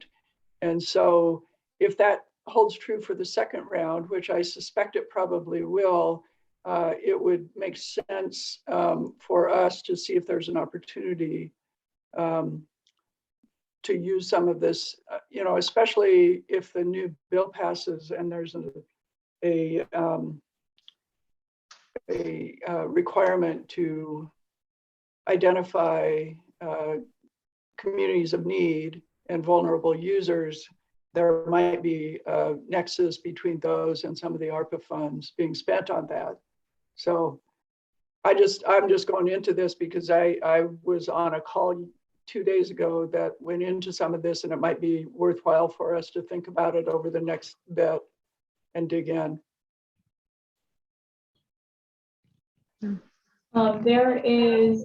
I'm looking at what I think is the most recent notice of funding posted on September 7th. Next round of applications, the round of applications for this round of ARPA funding is due on November 8th. And it's available. Eligible entities are those that already received 5307 and 5311 funding. But yeah, we can, if Elaine, Margaret, anyone else on this call wants to stay in touch about what Mountain Rides or Blaine County might be applying to. Yeah, Cece, would you send me the link to that and we'll have an offline conversation? Okay, great. Any other questions for Margaret on this piece? Margaret, my question on this was going to be, how are you going to put together a commenting committee like the last study?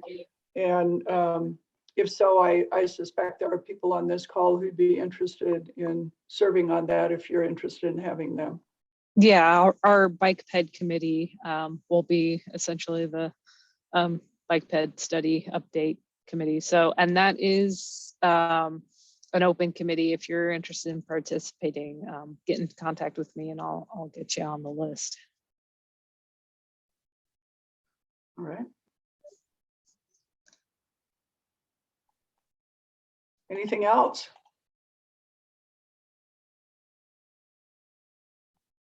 I'll thank you, and feel free to contact me if you have any questions that pop up later, but I'll hand it off to Christy now.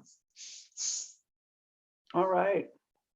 Well, thank you. Thank you, Margaret. We really appreciate you, and we appreciate you being on the call today. So, staying with us so that as these issues come up, we have someone to turn to on the inside. So Christy, I'm going to make you a co-host now. And if you would like to share your screen, you can.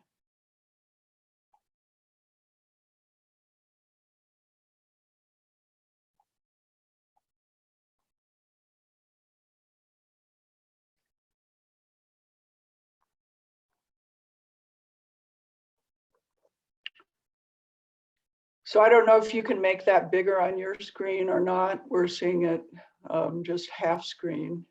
You may not be able to. It's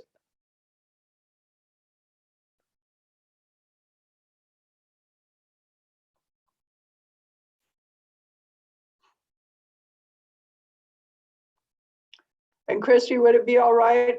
Maybe what I could do is go ahead and email the PDF to the group, or have Anna Marie do that so everyone can have it themselves. Would that be all right? Yes, I can email that now. Okay, all right. Anna Marie will email it, and why don't you go ahead? We'll, noting that it's a little small at this point.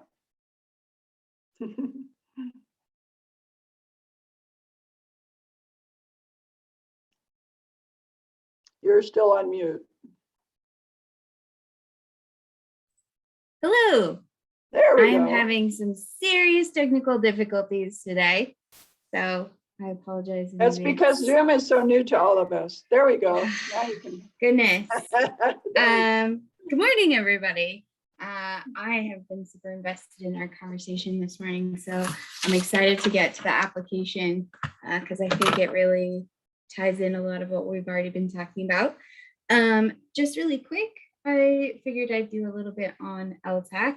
Local Highway Technical Assistance Council is the agency that I work for. And we reach out to, so we were actually created by the Idaho legislature.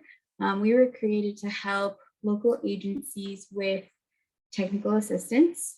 It's in the name, specifically because they just weren't getting some of those pieces. And oftentimes in our more rural areas, there's just not that technical knowledge available. So that's kind of what the agency does. We have been going around and doing workshops all month to communicate with our local entities about the different programs and the different funding opportunities. This was mentioned, a part of it. Anyway, so let's get to the fun stuff. You all have the application in front of you.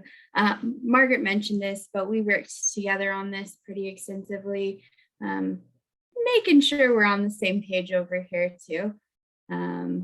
Just have like a cover letter and just the pieces here of what's coming up. Before I get fully into this, let me back up a step and say I would love to hear your feedback. If you have any questions or concerns, absolutely let me know.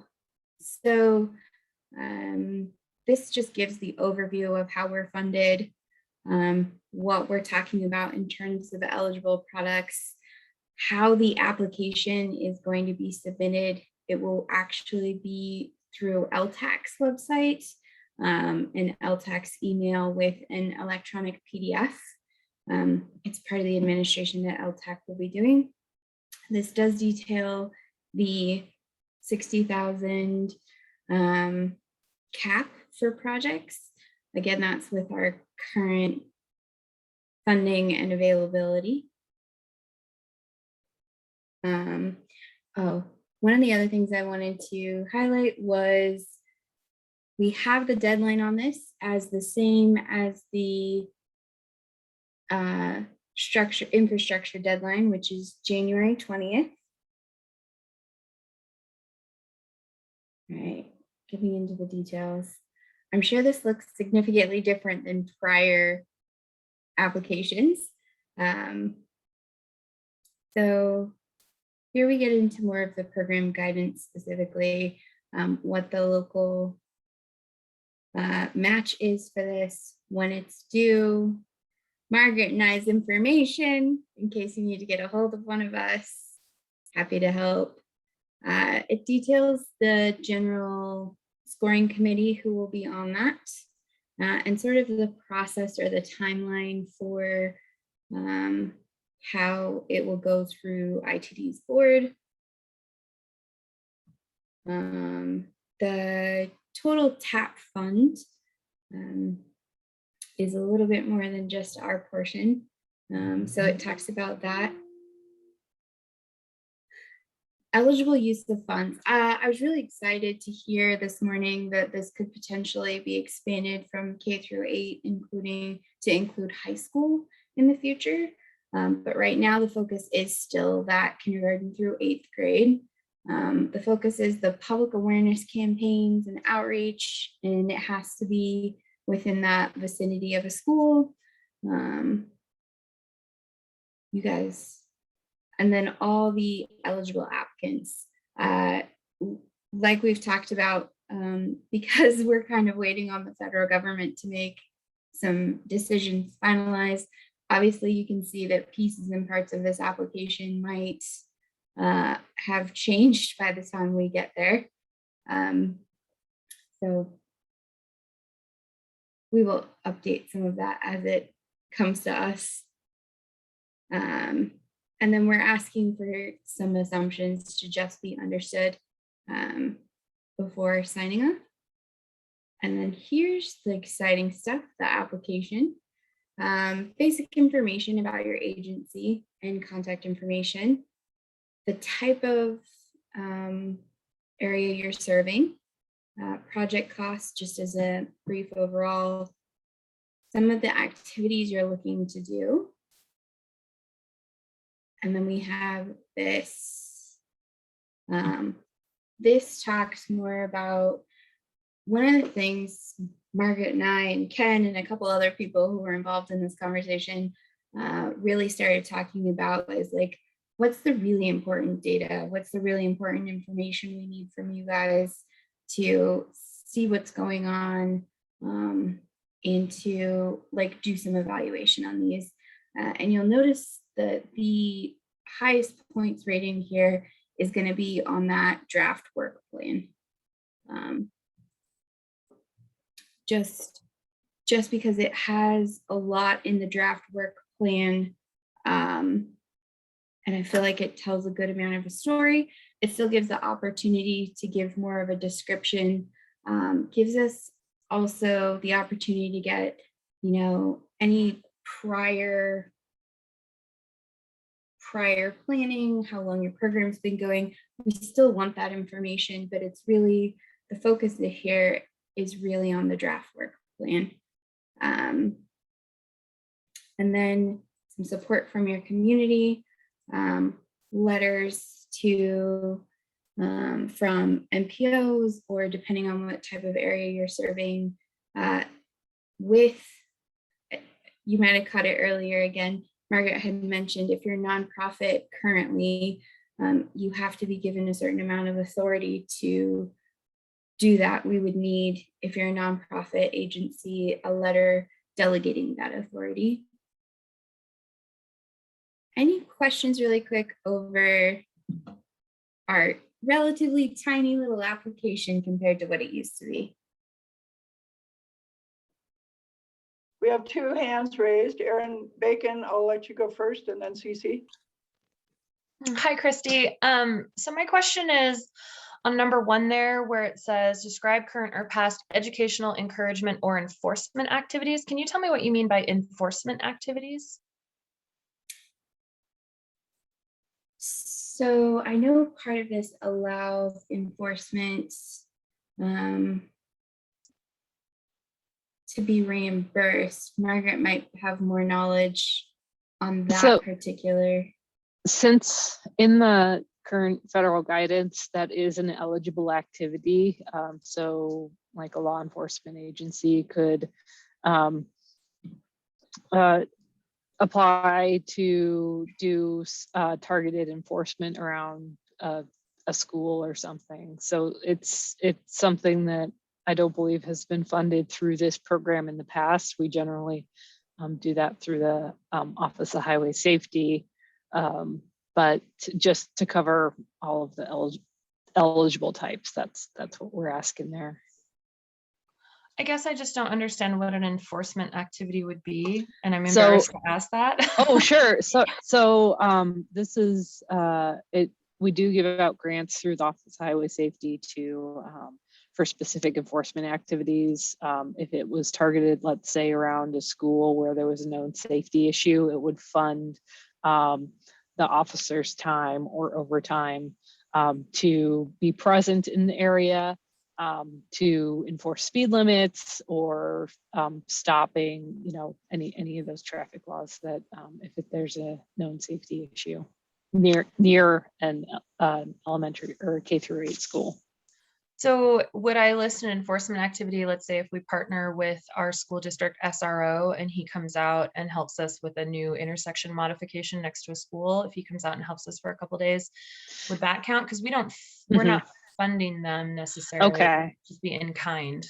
Yeah, so definitely describe those type of activities. It's not something that's funded. I guess I was answering the question from a different perspective, but if those are the type of activities that you are coordinating with your Safe Routes dollars, then describe that. Okay, thank you. And just to follow up on that, so like for example, would that be having one of the miles per hour speeding signs, like on one of the streets near the schools? I don't know what those are called, but yeah, the speed limit signs that flash when you're going over the speed limit. Would that count as enforcement activity? Yeah. Okay. Except that I think that's so. a infrastructure, not an infrastructure, because it's a piece of equipment, it's a capital purchase. Right. And non-infrastructure is for the human capital to ensure to that do it. that it works, right? Okay. So I think Lisa asked some interesting questions here, and I know that enforcement activities are certainly eligible, but rather than list them here, I wonder if it would make sense to say describe current or past educational encouragement activities or encouragement or other eligible activities and or programs within the coverage area. I suspect that an enforcement, speed enforcement, for instance, probably wouldn't score very well otherwise, but yeah, if it was standalone, it wouldn't, but do describe like if that is something that you are coordinating for your schools, like that's something that's good to know. Yeah. So just a suggestion, the national partnership has removed enforcement as one of the 6 E's because of the various civil rights issues and due process issues that have been found around the country on who the enforcement is targeted at. So just be aware of that from a national level. Erin, did that answered yours? Okay, CC. Thank you. I might be jumping ahead here, but I'm wondering about the draft work plan. I don't know, you might be going in this direction, Christy, but is the work plan gonna look similar to how it has in the past? And then I've always kind of wondered why it's structured like the budget. Works for me, but curious if we're gonna continue with that same template. So currently right now we are going to continue with that same template. As far as I think the feedback I got most predominantly when we've talked about the application in the process here to be funded and during the funding, I've heard more feedback on the application than I have heard on the work plan. And if we would like to do something with the work plan, that would be something Margaret and I would have to work together on to get ITD approval. Do you feel like it works for you? Yeah, I've made it work for me. I think the most important thing with the work plan is that there's been some flexibility flexibility with making changes to that, and I really appreciate that. Yeah. So I have one question here. So the application that you're showing here doesn't necessarily, the form will be online, I assume. Will there be, you're saying a limit of 1 page for the program description? Is there a word limit? Or are you expecting that people will continue to send in paper applications? Seems like it would be sure helpful if while you're doing this could become a fully electronic, unless somebody has a, some kind of a issue and cannot do electronic, that you could take them paper. But boy, I'd sure like to not have to do a lot of paper. Our intention is definitely having an electronic application. You'll notice up above where we say how to get us the application information. It's to send it to an email. So the intention is to PDF, create a file, send it to us that way electronically. I think if there was a situation that someone needed to snail mail us physical, I'm sure we would try and accommodate that. But the intention is to do it electronic. Okay, but it won't be an electronic form that you fill out online. It will be something that you produce and send a PDF. An electronic form may be easier for people if it's not too tough on your end. I Sorry, just go ahead. as somebody who's been on the scoring committee in the past, we have had issues with that. We just formatting things that didn't come through correctly, or the limits. So this gives people a little more breathing room, I think, that's not like so tightly in that. So we're trying to get away from that a little bit. It makes it easier to review the applications too. I will say that was a Yeah. Okay. That makes sense. I was wondering how that was going to work. While you guys were talking, I was trying to bring up the draft of a blank work plan. Okay. And Lisa, looks like you have a question. Yeah, just a quick question. Since we've got 2 programs right now, the Canyon County program is still under the smaller. It has been under the smaller. I don't know what we're going to go through with the census, but we apply through the MPO. So how, because I'm kind of missing some information now that we're under a different overseer of our stuff, that application for the grant that goes through Compass, our MPO, am I going to see that, or should am I eligible to also apply through this for the large urban? Does it shift over? Do you understand what I'm trying to get to without? Oh yeah, definitely. Okay. Like, since you're the program that's in the TMA, we do have to go through Compass, and that meeting that we're having in a week or two, we'll have all of that roles and responsibilities lined out. So since I am not entirely familiar with the whole TMA management, we'll have to detail that out for you. Thank you. And while we're on that, and then we'll get to the draft work plan. You'll see in a few days, we've been working hard to try and identify the differences and the similarities between the programs this year in our annual report. And the Treasure Valley program serves 60,000 students, or yeah, I think that's it. And over 100 schools. And so in your scoring, you're asking for a complete description of all the schools. And I wonder if we could look at a provision where, depending on the size of the service area and the number of schools that you're serving, you have a different way of scoring, of describing and scoring the schools that you'll be working with. I could imagine the logistic and secretarial nightmare it would be for Lisa to try to list out 130 schools and all of the,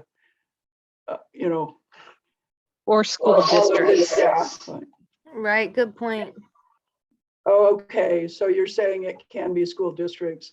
So maybe though you should make that clear. I missed that, sorry. But I do wonder if you should, because if it's a small program that's really going to focus on a couple of schools, you want to know what those schools are and why they're focusing on them. And if it's a larger one, this districts probably suffice. I don't know. I'm just thinking out loud as I was looking at this last night, the things that I thought might make some sense. And of course, the old guidance doesn't ask for any demographic information, but I suspect the new guidance is going to. So we might be thinking about that right away so that it's not a big change later. Just a quick update from my side, and thank you for acknowledging how many schools we have, and there's several new schools that aren't even on our lists right now.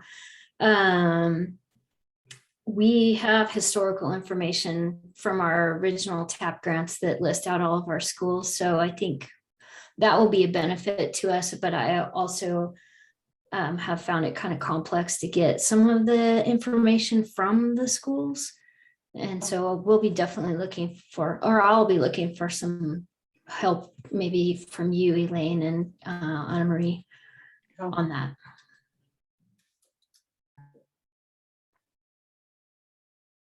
Other questions? So Christy, if we have specific language or specific comments about this, now that Anna Marie has emailed it to everyone, would the best thing be to email it back to you with those comments?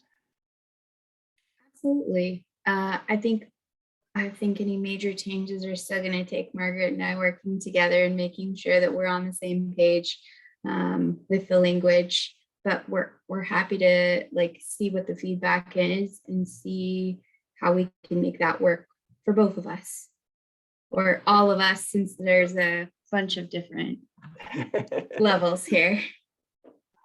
Well, thank you. I mean, my first reaction is, oh my goodness, you got this down to what, 8 pages compared to what did we have before, almost 100. So, good job in doing that.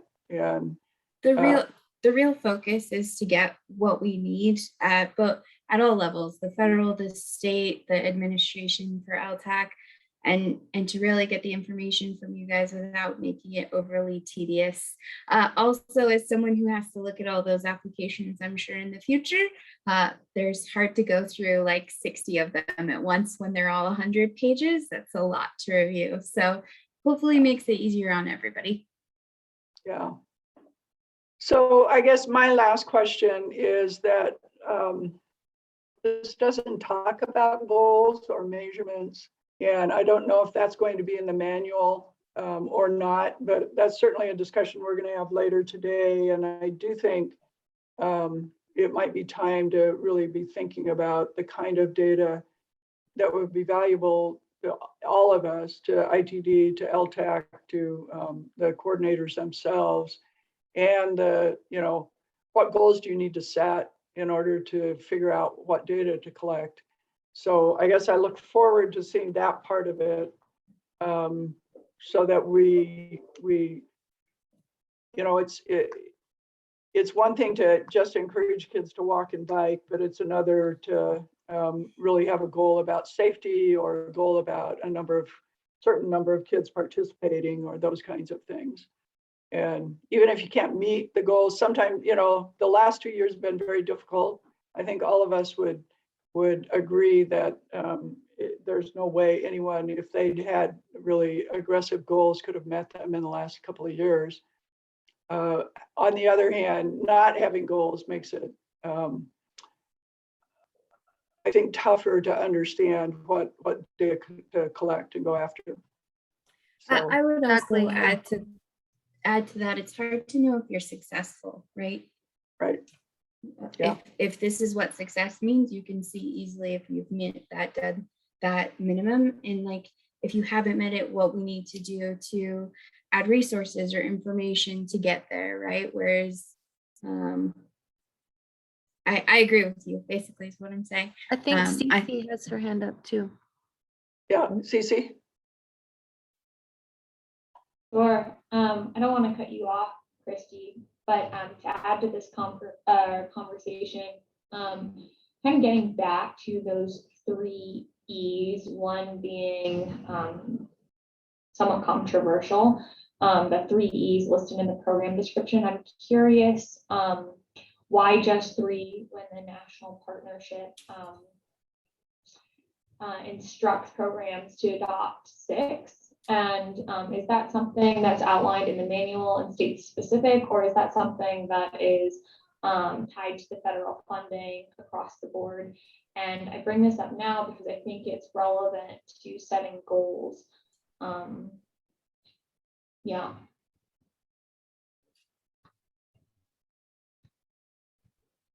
Margaret? I don't know who's best placed to Trying answer that. trying to find my Put it out there. unmute button, but yeah, no, we are writing this application strictly to the federal guidelines. So we're not like, that's what we have to go on. And Cece, I guess I would add that those were written in 2005 and they haven't been changed since. And there were only 3 E's originally. We've added evaluation and what's the other one? Well, there's And then equity is the 6th one. Yeah, Mhm. And engineering. engineering. Yeah, But yeah, yeah. But the non-infrastructure doesn't get at engineering, and so.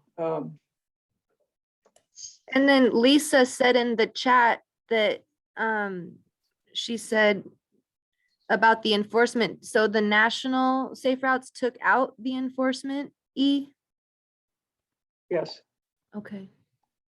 Yeah. The national group that Marisa works for determined that enforcement was being used inequitably, and so they just took it out. Okay. Well, they also replaced it with engagement and tried to reframe enforcement as another way of, or like as an opportunity there. There's a lacuna to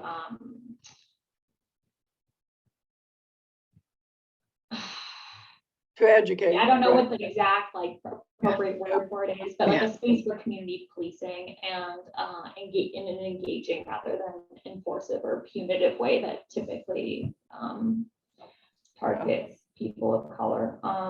But yeah, I mean, I think I've found in Blaine County, I mean, we have posted on the Safe Routes website engagement as that E, but in Blaine County, I opt to use both words together. And then of course add equity on the 6th one. So that's interesting to me, thanks Margaret, that is and Elaine, that's from the 2005 federal guidance. And yeah, I'm looking forward to talking about goals. Thanks. Yeah. Well, and I think that's why Marisa was, while it's exciting that Safe Routes is actually being acknowledged as a program again, they could not come to agreement on new language around it. And so they just incorporated the old language. And so there are pluses and minuses. Go ahead. Ooh, okay, yeah, because I did have, before you said that, I had a follow-up thought that I'd want to ask her maybe in that webinar later today about whether the full 6 E's have been adopted into the infrastructure bill, but it sounds like based off your comment, no, that they're using the old language from 2005.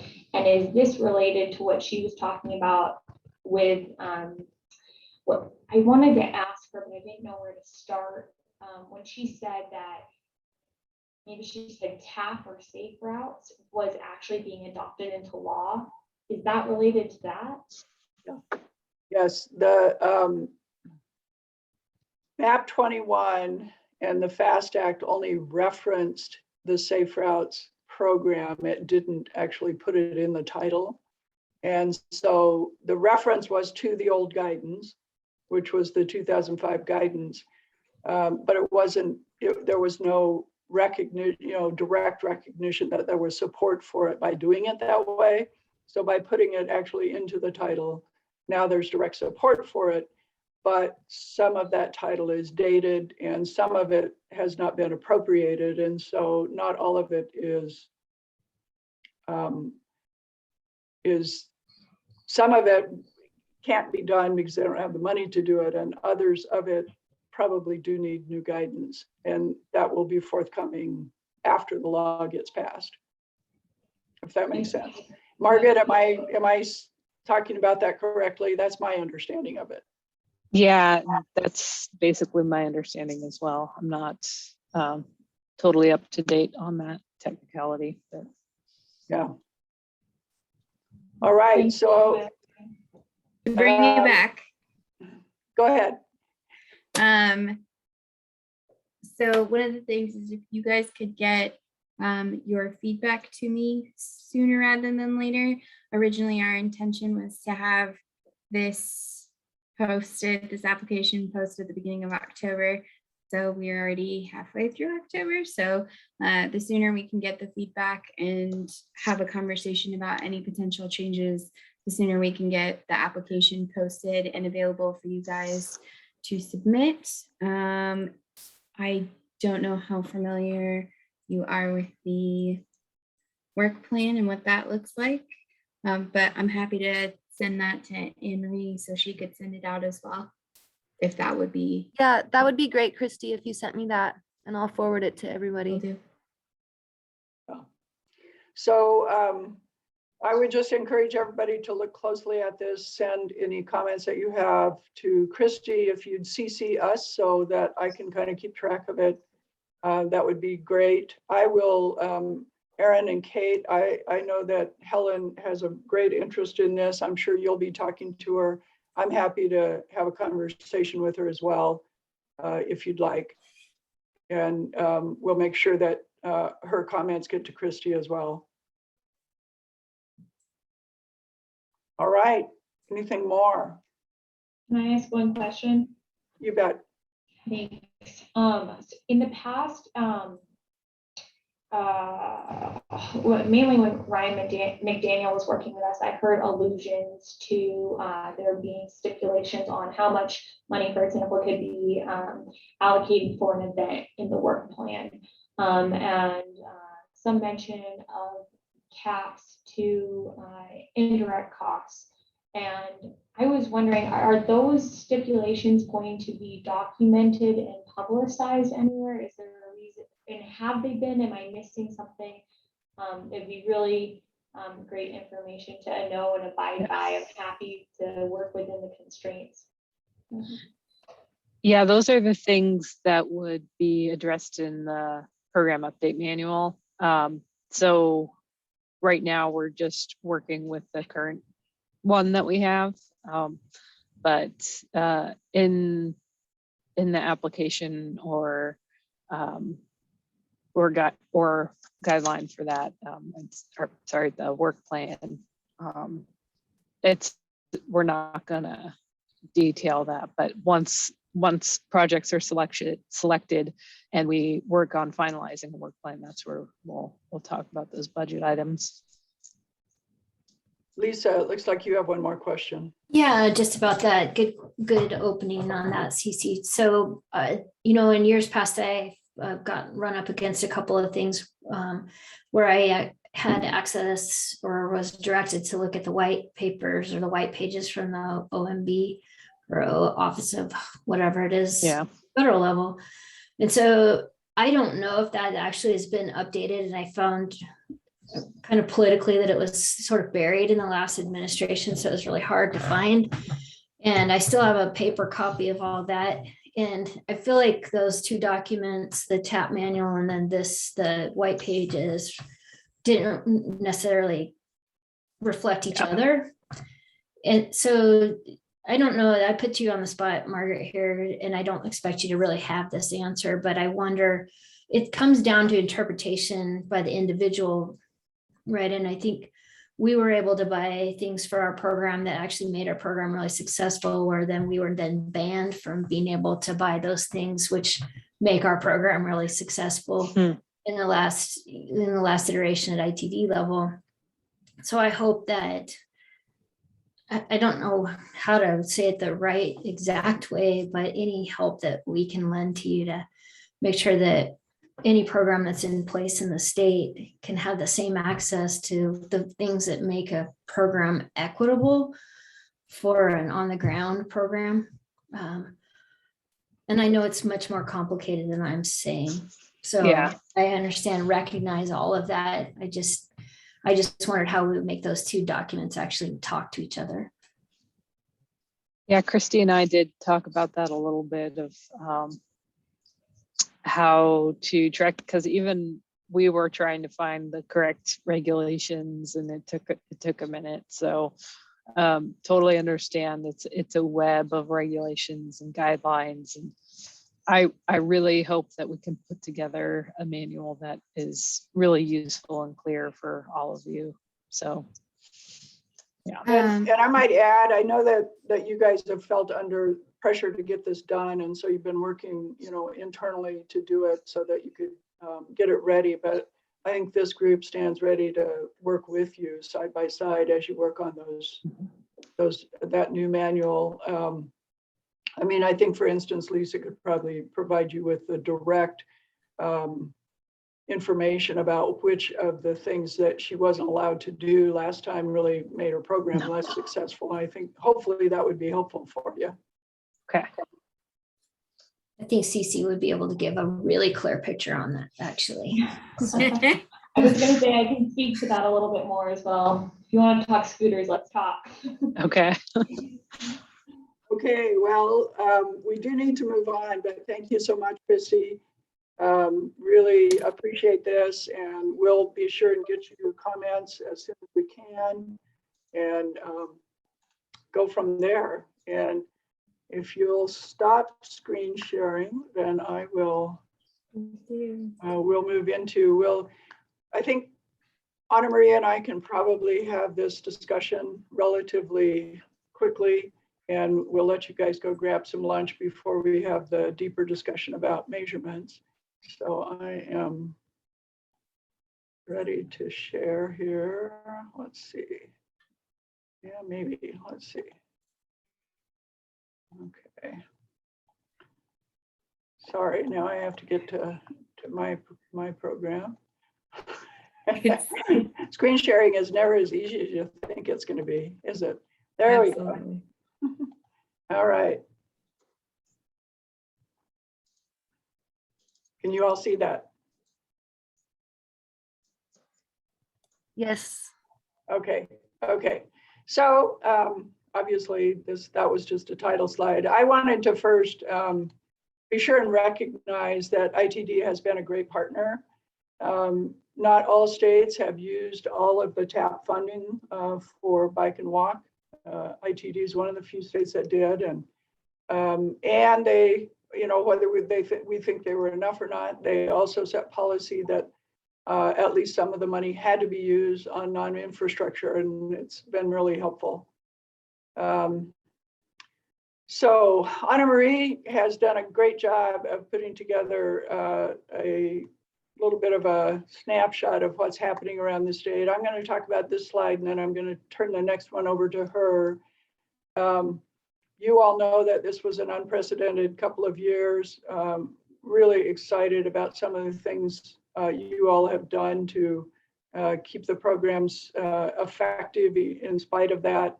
So hopefully this last little bit we can reflect on all of that and maybe see if there's ways we can do even better. As we were putting together this snapshot, and it's interesting, the numbers that you may have seen a couple of years ago as I was digging up these numbers this time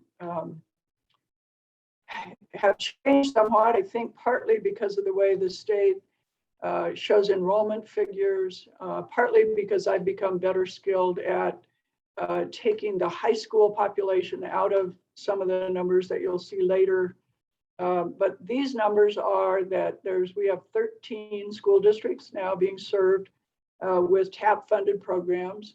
Of those 13 districts, there are 142,000 total students. That does include high school students, which will soon be eligible to be served. And so 46% of the students around the state are being served by those in those 13 districts, which is only 11% of the school districts around the state. So I think it's pretty remarkable, the work that's being done and the reach of this really small pot of funding, if you look at it, compared to the amount of funding that's spent on transportation around the state overall. So here's what we found in terms of what exactly you guys are doing. And Anna Marie, I'm going to go ahead and turn it over to you.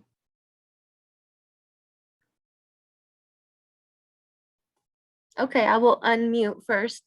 I will just go through this slide here. 2 programs have full-time staff, 2 more have part-time staff and supervisory staff. 2 programs use interns.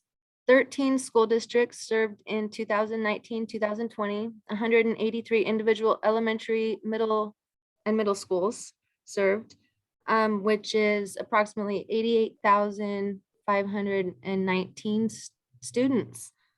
And the activities, we added them up. So Walk to School Day, 39 schools with over 5,000 students participating. For 2020 Bike to School Day in May, 28 schools participated with 628 students.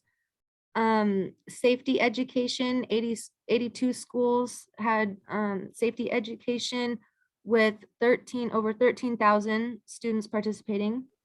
Bike rodeos, 18 schools with almost 500 students participating, and walking school buses.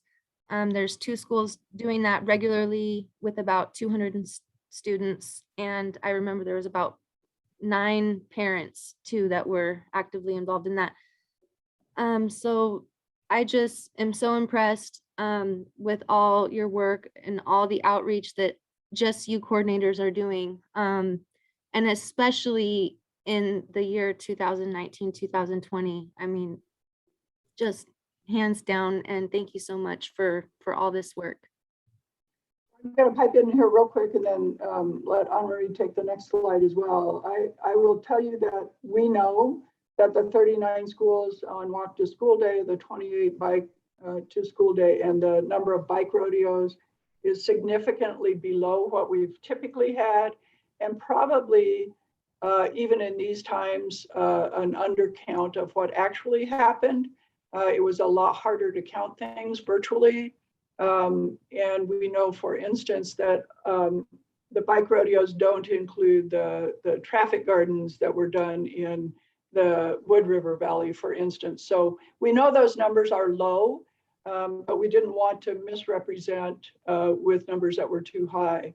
I think walking school bus is another thing that probably there's many more of them happening informally around the state than we know about, but we haven't figured out a good way to measure them and to document that they're actually happening. So hopefully those are some of the things we can talk about later.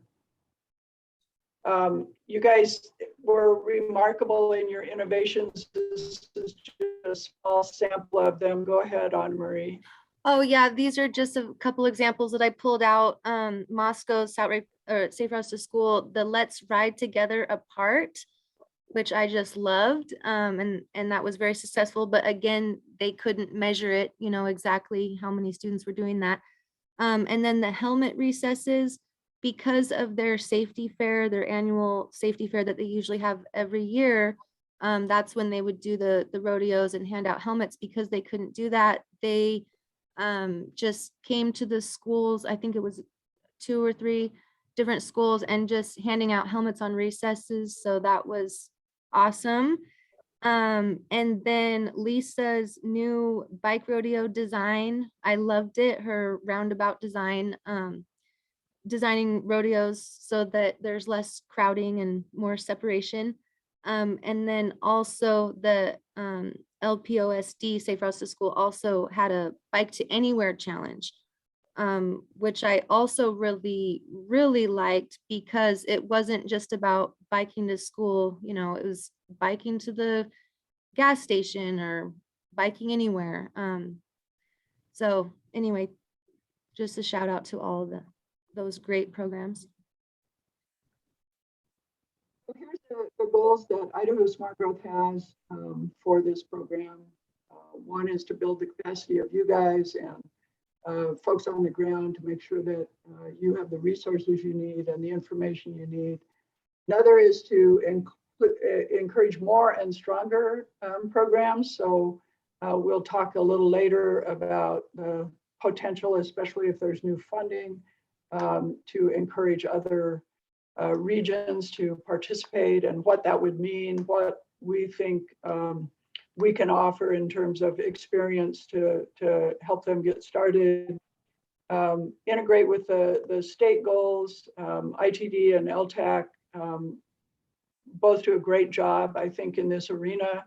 And so we do what we can to work with them to minimize risk in those federal programs, but also to strengthen the programs on the ground in the state and the projects.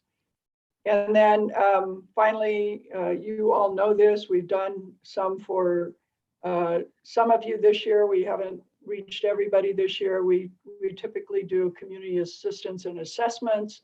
We've hit 2 of the Safe Routes programs this year with pretty deep assessments, and wanted you to all know that if you do want our assistance, we're more than willing to work with you to plan and do that.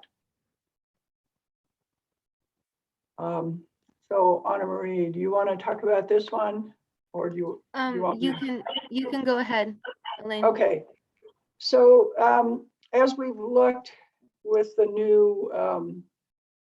new funding, if it becomes available, and we've talked about this already with the funding we already had, you saw early that we already reach 46% of the students in the state. 2 metros alone would add another 31 students, which would put us well over 50% of the students in the state. Twin Falls, Kimberly has 11,000 students. Coeur d'Alene, Lakeland, and Post Falls have 20,000 combined, and seem likely to me to be good candidates for full-blown programs like all of you have. 6 other districts in 3 regions have between 4,000 and 6,000 students. These would be programs, again, much like many of you have, the Moscow or the Wood River Valley, or now the Clearwater County program, Lewiston, Jerome, Cassia, Minidoka, and then Jefferson, Madison. I think there's 30,000 students between those 6 districts. They really could be grouped into 3 regions if there were appetite to do, say, a combined program between Jefferson and Madison, or a combined program in Jerome, Cassia, Minidoka, for instance. I think Lewiston, because of the hill and other things, and probably could benefit from their own program. They also have a college there. So again, just things to think about. What would be the best place in the state to expand to get the most service for the most students? And then I've identified 16 other districts that have between 500 and 200 students. They've received some kind of Safe Routes to School services in the last 10 years, and or they've participated in Walk to School Day and shown some interest in supporting program at the local level. It seems to me that these might be candidates for mini grants or stipend program that we've talked about in the past. If somehow, as the program grows, we could reach all of these, it would be more than 2/3 of the students in the state that would have some support. which I think would be, as I talked to Marisa in preparing for this, she thinks that would be maybe one of the leading number of students in the country. Cece. Thanks, Elaine. I'm wondering if you or Misa or someone else on this call might be able to elaborate how does Ada County do as well? I'm thinking about Blaine County's partners in Lincoln County, and then also some big interest there's been about sharing resources with Twin Falls in our region. Definitely separate communities, although I'm not opposed to working across county lines. I think it would actually serve to benefit the region in more ways than one. But so how does all the same, I can't imagine trying to serve any of those counties, even the small county of Lincoln County, completely under one TAP grant. Even with just the one TAP grant in the Wood River Valley, we have yet to engage Cary.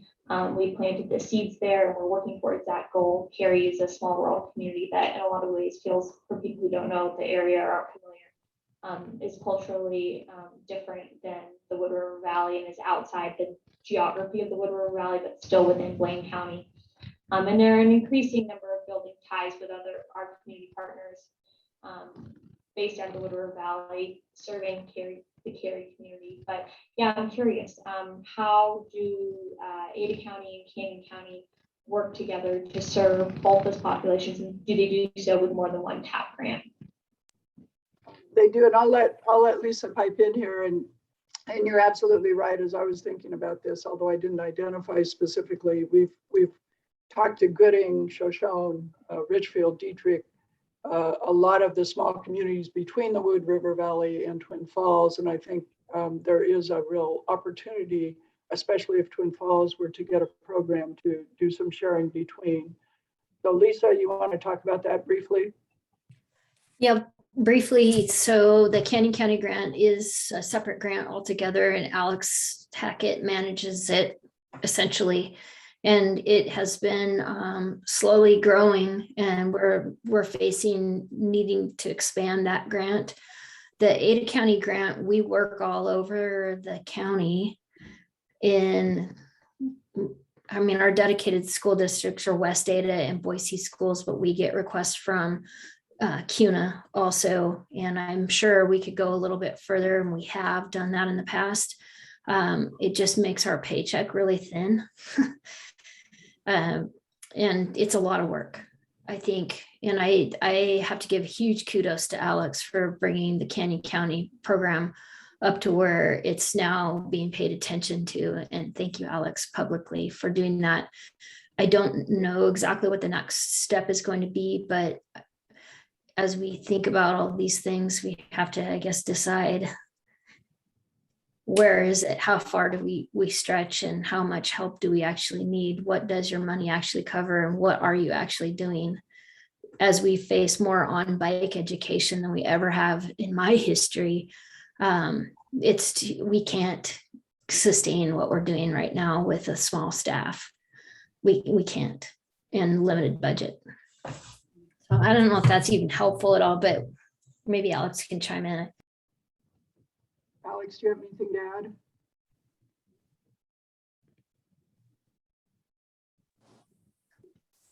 add? I know that it's been really helpful to be able to share fleets of bikes and cones and rodeo gear. That's been really helpful, and vice versa with Lisa when scheduling allows. I know that's just an added benefit, but just like Lisa said, just like everywhere in Idaho, every place is expanding population, and everyone is wanting more and more and more. And at the moment, we are putting out a lot and doing a lot. And when you expand a program, there's just going to be a lot more reach and a lot more education opportunities and community opportunities. I think we see that a lot in Ada and in Canyon County. Other than that, I think it would be great to be able to expand and share resources, but I think it is a delicate, it is delicate, and the scheduling and the people power is crucial to the longevity, so people don't get burned out and volunteers don't get burned out. So it's a delicate dance. I don't know if I answered your question though. Sorry. And our bigger barrier, I think, has been an inability to use volunteers during this last year. And it is exacerbated because the schools are asking for more outside activities, and we can't spread that thin. I don't know. We're just talking. Yeah, now we will talk funding here in a minute. We need to move on. If it's really germane, please go ahead. Otherwise, I'd like to move to the next slide and let Anna Marie talk about some of the things that we've wondered, what should we as ISG work on your behalf to make this program more successful? Before we jump in, can I ask a really, I think black and white question? Is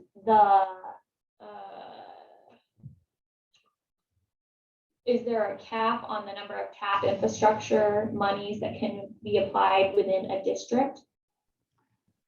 There's not, but there's the overall cap, and we've come very close to it in the last couple of years. And so that's one of the reasons that we want to talk about whether or not that 10%, as you heard Marisa say, their recommendation is that that be a floor, not a ceiling, but that's been the ceiling in Idaho. And before COVID hit, we were very near that ceiling. So I think I missed the first part of your answer. Is there a cap within like District 4, for example? No. Okay. And then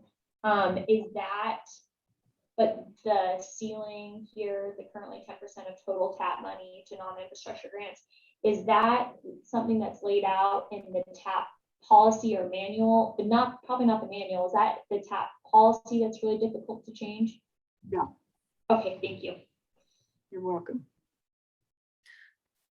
So yeah, I guess I just want to throw it out there right now and ask you all, what do you think about that, the current 10% TAP, and or cap or ceiling or floor, and how you guys feel about that? Does anyone have any comments? Me personally, and I haven't been in this, particular Safe Routes to School program for very long in Idaho, but I just right off, I don't think it should be raised. But anyway, I want to hear from you guys what your thoughts are. Go ahead, Erin Bacon. Well, looking at this, the slide, the things that you've mentioned, running down the slide, if we want to serve more schools and if we want to serve more students, we would need more funding to do that. And, I've been approached by Troy and Genesee asking me to come out and do similar programming that I do here in Moscow. And I don't have the time. I don't have the physical hours in my time card to do that work. And we don't have the funding to move our equipment out there to do that. And so, it would make sense to say that the funding should be a floor and not a ceiling, and that maybe programs that are well established that can justify more effort and more funding would be able to apply for that. Okay, thank you, Erin. I'm writing that down, so I got your vote to. We're not going to solve this today, but we wanted to bring these all up so that our next meeting we can maybe run, work through some of these and make a recommendation to Christy and Margaret. Yeah, and so does anyone else have any other comments about raising the max? I mean, of course, I think it should be raised if it could. Let's see. So the last thing The we want slide to talk keeps about. changing back and forth. Okay, go ahead. All right, sorry. Go ahead, Elaine. Yeah, that was me. I was wondering whether we should change. The other thing we wanted to talk about was standardizing some of the measures. And Anna Marie's done a lot of thinking about this one. So why don't you go ahead, Anna Marie? Well, it's just because I was, in charge of putting the 2019-2020 report together, and I'm trying to collect all the data. And yeah, I know it's challenging, and I know each program is very different. Like Lisa, she has so many more schools and districts, and so it's about resources as well. But I just think that, yeah, it's time we have a conversation, and we'll start that conversation now at our lunchtime. But then after that, maybe we could have more, focused meetings on this issue of the data. I mean, I feel like if one of the main goals is increasing the number of children walking and biking to school, we should start measuring, travel mode, so we can start measuring, how many students we're walking now and how many are walking next year or the year before. So, yeah, I just am looking forward to the conversation with Erin on that. Cece? I think it's, go ahead, Cece. Thanks for calling on me again. I really appreciate the past few slides, and I think both about the data measurement. It would be great to hear from some of the people that we haven't heard from on this call, and just thinking in a team-oriented statewide way, because I'm curious, what is the consensus around what the priorities are, and if there is space to give every, go topic by topic, question by question, say yes or no, give a very brief 1 to 2 sentence opinion on each thing, and you pass if you need to pass. I think that would be good for like all those points. They're gone now on the slide, but all those points about data collection and messaging, and then also I'm sure Idaho Smart Growth is doing this, but also what we would like to see if the infrastructure bill is passed. Cece, I couldn't hear that last part. Say it again. Oh, I'm sorry. I keep forgetting. Yeah, I'm sorry. I keep forgetting that I have to talk into the laptop. I was just suggesting that we have some kind of roundtable structure so that everyone on the call weighs in on what and very succinctly, I mean, some of these broader discussions have been really helpful, but especially with the data collection slide, and messaging is also included on that slide, as well as the slide for if there's space for growth, what kind of, how do we want to grow? What are our priorities for that? I'm curious what the consensus is and what the picture is statewide. I'm sure Idaho Smart Growth is tracking that, but I think at the convening, it would be a good opportunity to get a pulse on that for each point, Yes. So Cece, I saw your chat, and I guess, so here's my suggestion, that our next call will be just that. We'll share these with you beforehand, and we'll do a round robin, let everybody comment on each of the points. And then Idaho Smart Growth will collect all of that and come back with probably a draft recommendation. And then we can have a discussion about that. And if we all agree on it, then we can forward that. Does that sound like a process to begin having this discussion? We knew there would not be enough time today, but we wanted to at least introduce it so that we could start thinking about it. So thumbs up if you think that sounds like a decent process. So we are over time now. I'm going to give you all 10 minutes only instead of 15. We had a break earlier. Go grab something to eat. And when we come back, Erin and Kate are going to talk about how they gather data. Being a university, I think, gives them a leg up, but I think we have a lot to learn from them. And then have a discussion, begin the discussion about what kind of data we want to gather as well. All right. Thank you. See you all back here in 10.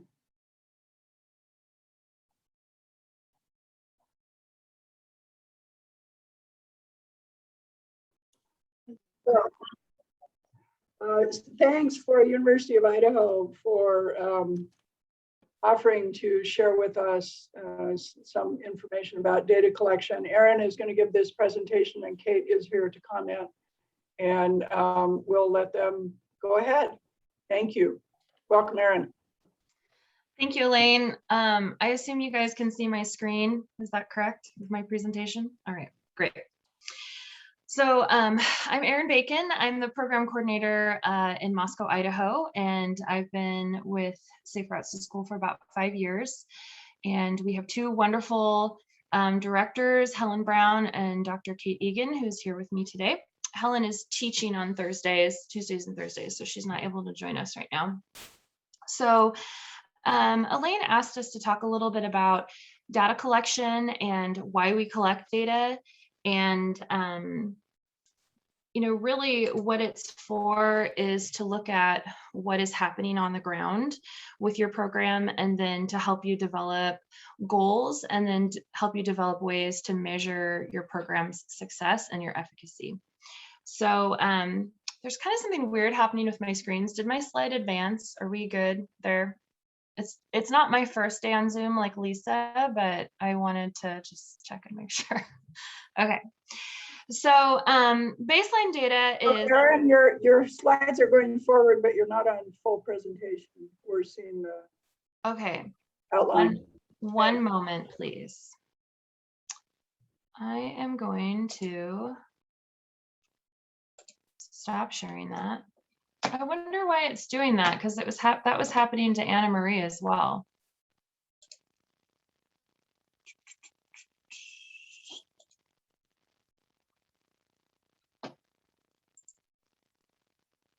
Okay, are we good now?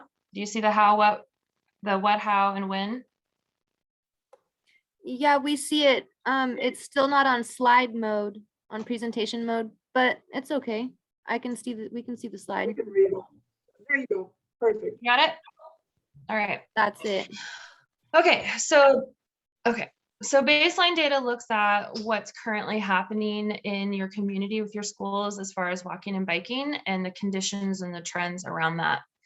And the overall goal of Safe Routes to School is, of course, to increase walking and biking and increase safety among children. So how do we know if what we're doing, if our program efforts are reaching that goal? And so really the key to this is having a measurable objective, and that's a specific statement that expresses the either quantities or qualities that you're desiring to see. So your objectives should be challenging and yet achievable. It might be unrealistic to say we want to see 100% of a certain school walking or biking, but it would be realistic to say we want to see 20% of this school consistently walking and biking. And then you also want to make sure that whatever you're collecting is accurate and reasonable, meaning that it should show some type of growth or trend so that you know what you're collecting. So and Helen is really great about applying a lot of public health models to our program and making sure that we're following a system that makes sense as far as our efforts and then the data that we do collect. So we've got our baseline data, and then that should lead to your program goals. So like if you have really high amounts of walking to a school, maybe encouragement wouldn't be your effort. Maybe you would look at safety, and you would look at education. You would look at do kids have what they need to be successful if they're already walking and biking? And then your measurable objective, which is your what, when, where, and how much are you collecting? So Moscow Safe Routes to School, we do a number of different ways of collecting data, but some supplements to that are looking at things like crash data. This can be really difficult to look at. Often the reports are at least a year old. So right now, 2021 is coming up to a close. So the crash data report from 2020 would be available. So you're looking at things that have happened in the past, and that might be problematic as far as what has already changed at that intersection, or that area in town, what trends have already happened. And then also when we look at crash data, a lot of times it's really only collected when there's a fatality or an injury. So there may be crashes that are happening that are not being reported within that data. And then here in Moscow, what can be really problematic when we look at crash data is that the majority of our crashes happen close to campus, and they happen between 8 p.m. and 2 a.m. And so those kind of get all the flags and the high markers for our community. And then the things that are going around our schools are considered lower priority because they don't match the crashes close to campus. And then the other thing that you can look at with your schools is looking at policy. So within the Moscow School District, we have a wellness policy that encourages, well, the policy states that it will support safe routes to school in its efforts to educate and encourage kids to walk and bike to school, which is wonderful, except because that policy is not tied to funding, it's not heavily enforced. So things that are tied to funding would be like how much PE time is offered. That's tied to funding. And so that's something that a school is going to enforce. But a wellness policy is kind of a conglomeration of everybody's hopes and dreams and what they would like to see within a school. And because it's not tied to federal funds that the school districts are receiving, it can be less enforced, if that makes sense. So this is the travel tally sheet that's available through the National Safe Routes to School Partnership. We have used these in a number of our schools, and there are good things and bad things about this method of collecting data. It does give you a snapshot of what is happening at a particular school during a particular week. If you're not familiar with this sheet, how it's used is it collects data over Tuesday, Wednesday, and Thursday during the week. And students self-report in their homeroom class to their teacher, and then the teacher writes down all the information on this tally sheet. And then the tally sheets are collected and given back to me, and then I enter them into the National Safe Routes to School system. And then from that, you can generate a number of reports that reflect the walking and biking habits for that week at that school. The issues with this are that it's really difficult for teachers to use. They often won't read the instructions. And so even if I attach condensed instructions or write an email with instructions, it's still often not used correctly. And then we also see a variety of responses among children. And this is really common, especially with elementary school children. You know, you ask who walked to school and a bunch of kids raise their hand because a bunch of other kids raise their hand. So it's not the most accurate way to collect information, but like I said, it does give you a snapshot. And then the opportunities here for this form would be that we need research to develop a way that's more accurate and that's easier to collect data, so that we're not putting that burden on the schools, we're not putting that burden on the teachers.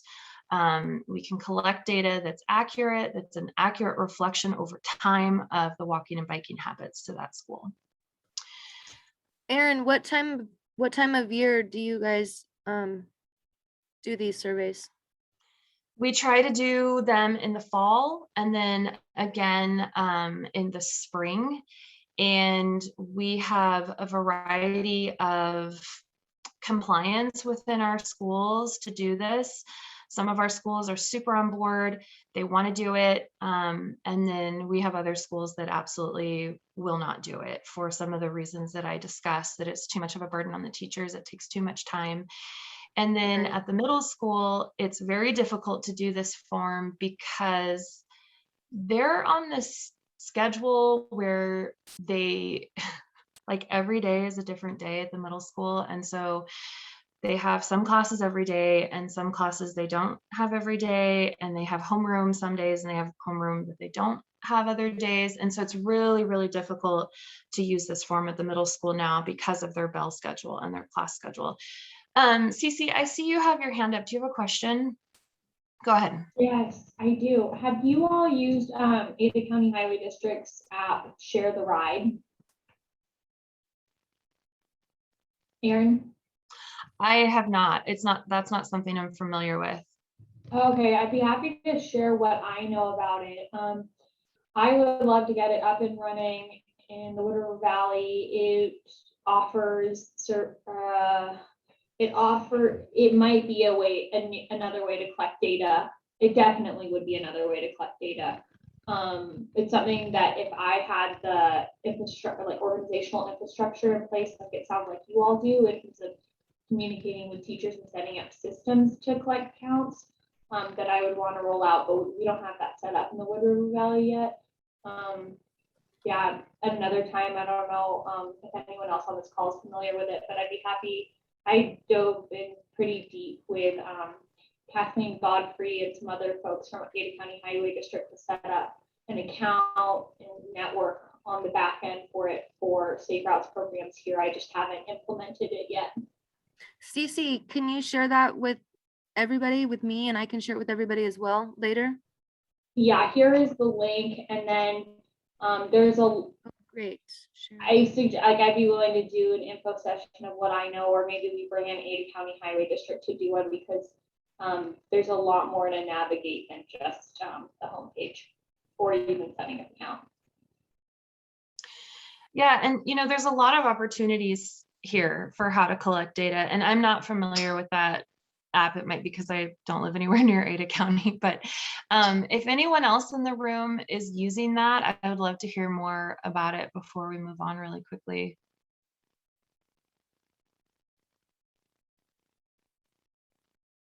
Lisa, do you all use it? Lisa, we can't hear you. Okay, we can hear you cussing though. No, you can't. You didn't hear me. I was just smoking, not cussing. Yeah, I hate that application. And we don't use it for our Safe Routes program. I find it hard to use as a general human. So I would love to hear how you're using it, CC, because it's been around for a while. And I think there's better accounting technology out there. But it's a good platform for reward, right? Mm-hmm. I think that's what it is a good use for. And I mean, there will be issues, just like there will be, like asking a group of young children to raise their hand about who walked to school or rode to school. So it presents its own set of issues, but I don't know. I'm not, like I said, the main reason I'm not using it is because we don't have those relationships with individual teachers and schools set up to monitor who's walking and biking to school. And there's a lot of improvement to be done with the user interface, and that's ultimately why I decided not to even pilot it with the school. I was waiting for Ride Amigos, their tech company, to put something on their dashboard front and center, because I thought, I can't present this to kids and have it actually be an effective use of measurement. I want to wait until they improve the technology a little bit more. On the plus side, Ride Amigos, the tech people seem like they're really responsive to feedback, and if we have enough clear, articulate feedback, they might implement the changes we want to see. It seems like this technology is housed and managed by Ada County Highway District. It was at one point, I believe, by ITD, and it's available statewide.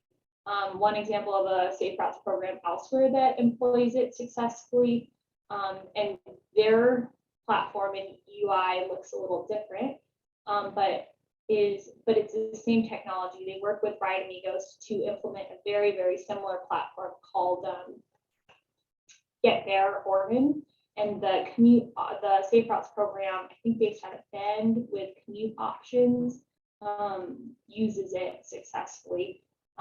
So I'm pretty favorable to testing out technology. However, I am also wary of the privacy issues that it presents, and also there's a whole other conversation to be had around like one more reason for a kid to look at a screen.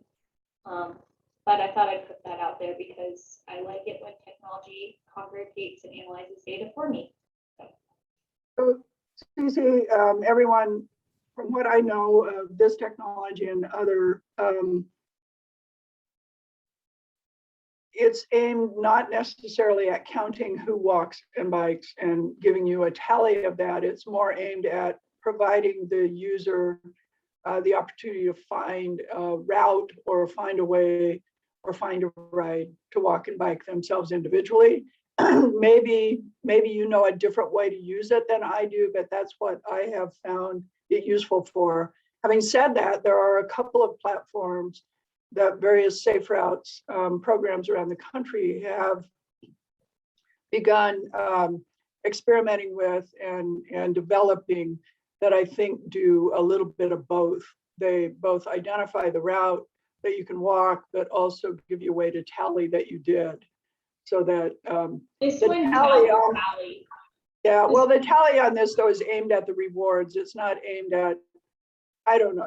Anyway, I'm not sure it's exactly the right platform. It might be. I haven't seen it used that way, like Lisa, but there are some that are being used that way. Yeah, there are, I think in Maine, there it is very reward based. I haven't looked, I got really in depth with it 2 summers ago, so not this past summer. And as of 2 summers ago, and I think ACH or Ada County Highway District is implementing it in this way as well, as organizing challenges. And in order to track, you really have to get all your users organized within a system of networks. But there are ways to do that. And I mean, I think the most promising thing was that ITD, Ada County Highway District, already seems like they're going to have continued funding for this platform. So, and they're responsive, albeit slow in implementing our feedback. So there's some potential there, but yeah, I'm open to other apps, but I love that it's available for free to all of us. Okay, so one of the ways that University of Idaho has collected data successfully without, using an app that parents have to log into or, a system where schools are scanning their kids into, is that they've set up cameras that count pedestrian usage, and then they've also done drone counting. And that's kind of a less intrusive way to collect data, see where kids are coming from to get to the school property, and then use that information to actually count who's walking onto the school property and who's being dropped off. I guess for me personally, I'm hesitant to ask parents to use an app. My kids walk and bike to school every day, and I gotta say, if I had to log that on an app, I would be not very happy just because there's a lot of other things that I have to do. So we need to find a way that we can collect the information that we need, and that it's non-intrusive to schools, and that it respects people's privacy, and that it's not a burden to teachers or to parents. Erin, so you guys actually have used that method? You have done that with the drone, and then somebody just looks at the video and counts? Yeah, so we have not, I personally have not done it. Safe Routes to School has not done it, but the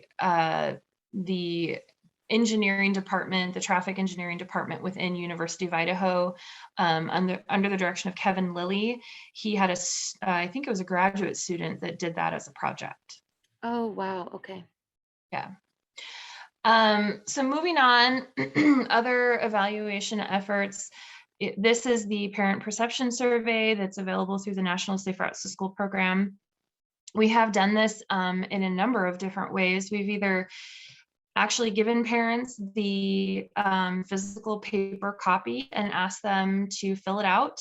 The most successful collection of these that I ever got was at a parent night at a school.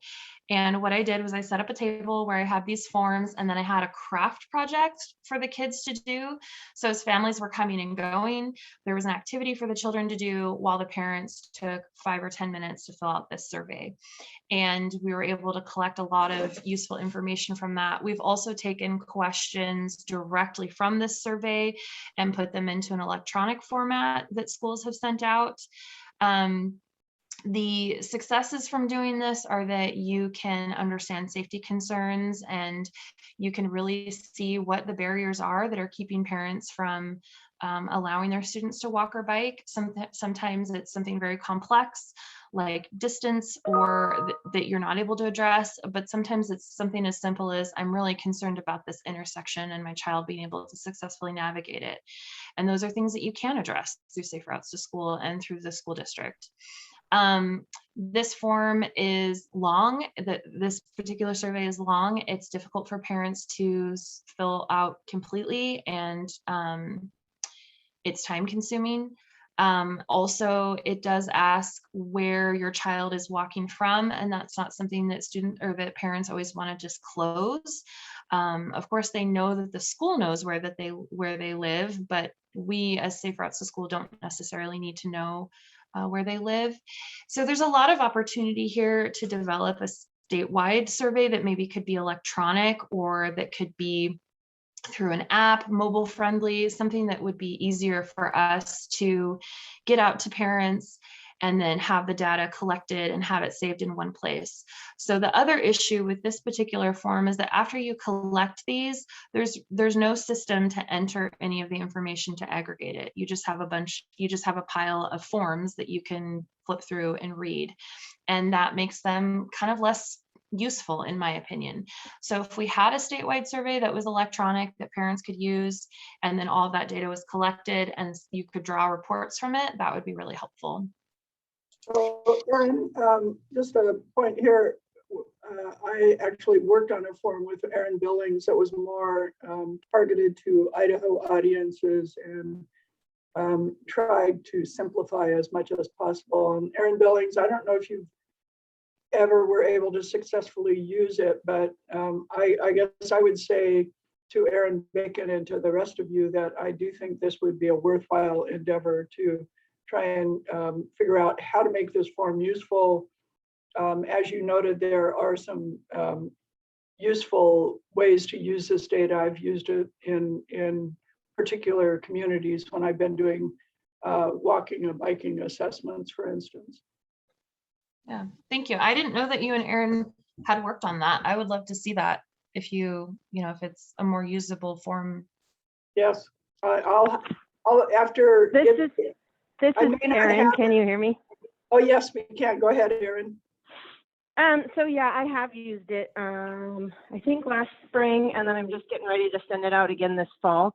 But I do it as a paper one, so it's pretty redundant to then add it into the database so that I could get all the information, because I wasn't getting enough parents that would log on to the other one anyways. So I haven't been able to do it electronically, and I've gotten decent participation, especially doing it paper copy, but. Okay. I hadn't followed up on your experience. So what I will do is share what I produced with everyone. It's at my other computer at my office, so I'll have to get in there and get it. But as soon as I can, I will do that. Okay, thank you.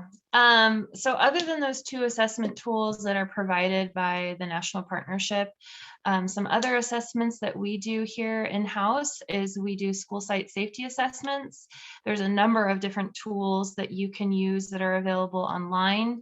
Some of them are quite lengthy and they look at things that maybe don't completely apply to Safe Routes to School, because they'll look at like how many outward facing windows can kids see green space from the classroom, what size is the playground, and that's all good information but not necessarily applicable to active travel.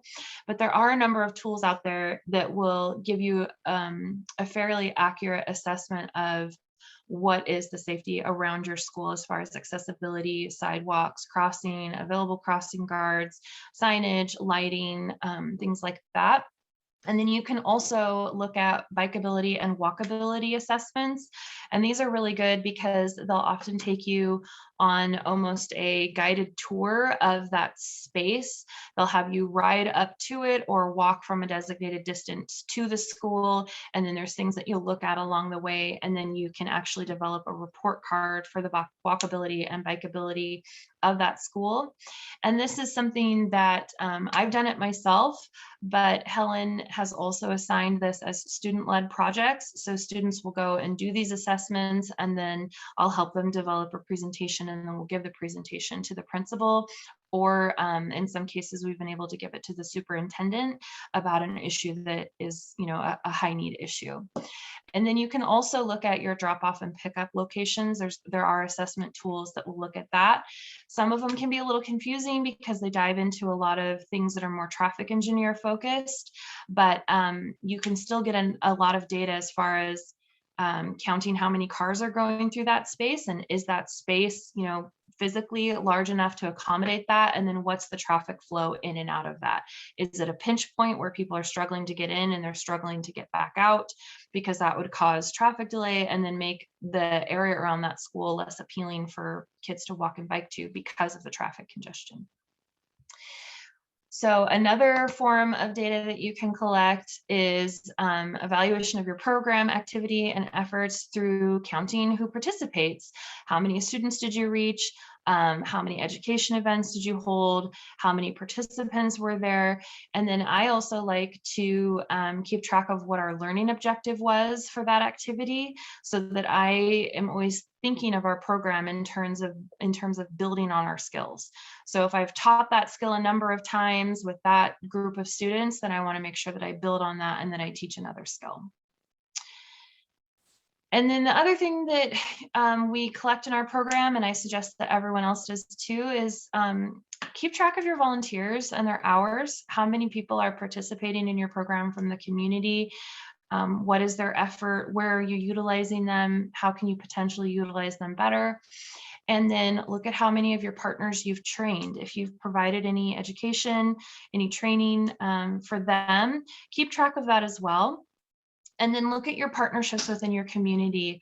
Who is always there for you? Who's backing your program up? Who's providing in-kind services or donated services or goods? And make sure that you keep track of that as well. And then also, we like to keep track of our continuing education. So what other skills are we learning and developing to help build our program?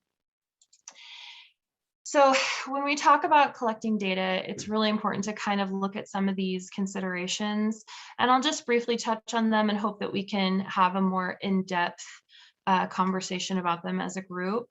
So feasibility. A lot of these assessments require school engagement and school agreement. So that can be a huge barrier when you're looking at how to assess a school site and assess its safety. And then of course, cost is a big issue as well. A lot of these tools are free and you can download them. There's no cost to use them, but it still is going to be something that you're going to have to look at for time management within your program if you're the coordinator. And then sustainability. What are we collecting each year? What should we be collecting each year? What could be collected in the spring and in the fall? Maybe what should be collected at the beginning of a program and then a few years into a program. Accuracy. What measures most accurately reflect our impact? Utility. What could be implemented statewide? Is there a possibility of us standardizing the data that we collect and requiring each program to do some baseline evaluation now and then more in-depth data collection later? And then what is our capacity as a program to apply the information that we're collecting? And then when you collect data, it's always important to look at storage. So a lot of this is just stored in a file drawer in my office. It doesn't go anywhere. We don't submit it to anyone. We use it in-house to evaluate our efforts and to look at concerns that we can address. And then uniformity in data collection. So I would love to see someday in Idaho, us all collecting similar data and then being able to look at it from a lens of comparison. And, you know, in terms of percentage, obviously Moscow, we serve far fewer students than in the Treasure Valley, but looking at percentages or rates would be really important for our programs. And then which measures out there best tell the story here in Idaho? We're a rural state. We have a lot of rural students that we serve. So how do we accurately assess their walking and biking and our efforts to increase that? So that is all I have for you guys today. If you ever have any questions, you can contact me at ebacon@uidaho.edu. If you've ever received an email from me, you have my cell number as well. You can call me, text me anytime. And I would say that as a program, we don't necessarily collect data perfectly. I'm sure there's lots of ways that we could increase our capacity and increase the way that we do this that's accurate. But it is something that we look at consistently, and we really kind of pride ourselves on following a public health model of always assessing and evaluating and trying to do better. And then also, you know, we want to know what's happening in our community, and the information that you gather from these assessments can help you better serve your community. So I will stop my share and go back to all of you. And if you have any questions, I would love to hear them. And Kate, before we move on, do you have anything that you'd like to add? No, I think you did a really nice job. And I think we really should focus, or an idea to focus for us is on uniformity. So how can we collect similar measures across the state to tell our story? And then when you talked about that, percentages and rates. So instead of we served 5 schools, we served 90% of our eligible schools, just to tell a story that's more representative and that is comparable across us all. I think we're already collecting this, but just maybe changing how we report it might help. Well, thank you. Are there questions? I'm hoping kind of the same thing, that we can come up with at least some measures that we're willing to attempt to collect uniformly across the state, so we can begin to create a baseline story about safe routes in the state. Lisa? Yeah, I would be curious to know, when you're in the classroom itself, do you take survey of the students when you're standing in front of them? So you're asking for self-reporting during the class? Yeah, I do collect a lot of self-reported information, like how many of you wear a helmet every time you bike to school, or things like that, just to kind of be able to read the room. And then we do collect a lot of information like that on social media. We'll put up a question like, what do you think are the skills that are most necessary for your kid to learn in terms of their bike ability, of their ability to bike to school. So we do a lot of that, but there's really no way for us to accurately store that. And I don't ever write it down. I mean, you know, I'll read the room and then we move forward. Okay. I was going to say, what we do in ours, when we do an in-class presentation, we have if we're doing a presentation on PowerPoint, we have a slide that specifically lists out the travels. And then we ask how you got to school that day. That's the first question we ask after we introduce ourselves, is how'd you get here and how are you getting home? And we've got a couple different spreadsheets that we use that like you, I have been frustrated by the inability to get teachers and parents to buy into filling out the travel surveys. So we're trying to just take a one day snapshot at any school that we visit. And we've collected that and have a couple of really gigantic spreadsheets that, I don't know, I sent one of them to Anna Marie. Yes, you did. I haven't had time to look at it all yet. But Yeah, I'm it's looking forward a to it. huge spreadsheet, but yeah, I just was curious, like, how does everybody else take those surveys? So I'm looking forward to hearing. Erin Billings, I see your hand up. I will say, can you hear me? that the comments on ours are also very helpful. We've actually used those in some of our grant letters for our infrastructure grants, like specific comments that parents will use in certain troubling areas that have actually helped us to secure the grants. So those have been very helpful to us also. If nothing else, if it's not measuring the rest, we're at least getting comments like you. Right. Good direct quotes from parents. In Mountain Home comments, very similar comment on about 8 of those sent home surveys help get the political support to make a real change on the highway.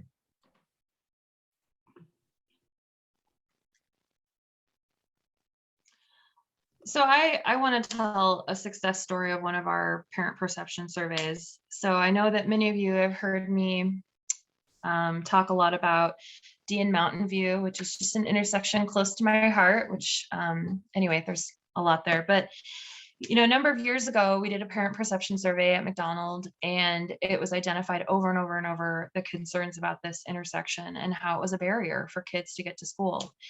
And same thing at Moscow Charter School, which is just right down the street. And then the same thing at the middle school. And so I knew we needed to do something at this intersection because parents felt that it was not safe for their child to navigate it independently, to bike or walk to school. And it took a lot of convincing, but eventually we got the school district on board to put a crossing guard out there. And I thought, okay, problem solved, on we go. And then eventually so many kids started walking and biking and using that intersection that we had to have 2 crossing guards out there because it is a 4-way stop intersection.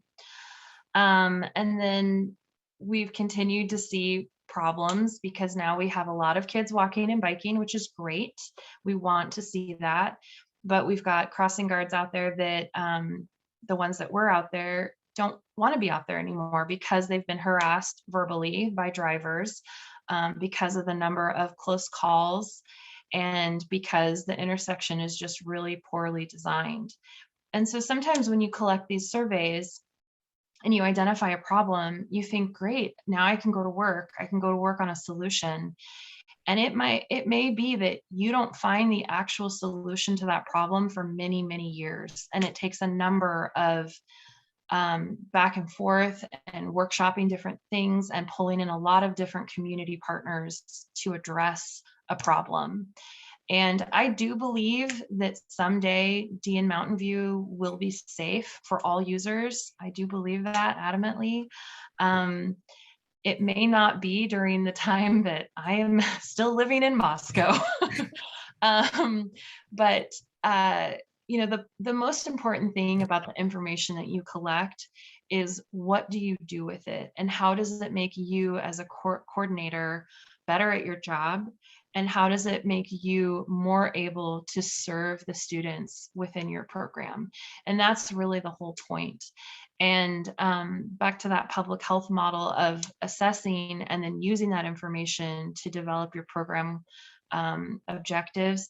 This is a great time, especially since we're all about to apply for another round of funding. This is a really good time to do some of those simple baseline assessments. And a lot of the tools, they'll say, you know, put someone here and here and here and here and here all around this school. And I'm like, well, I'm one person. So how do I effectively do that?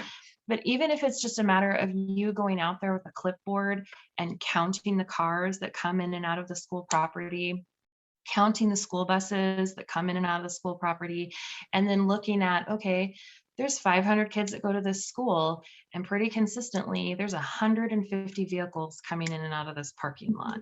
What can we do to address that? Are there locations around this school that could be drop and walk locations? Could we improve the air quality? Could we improve the traffic congestion? Could we make it safer for those that are walking and biking?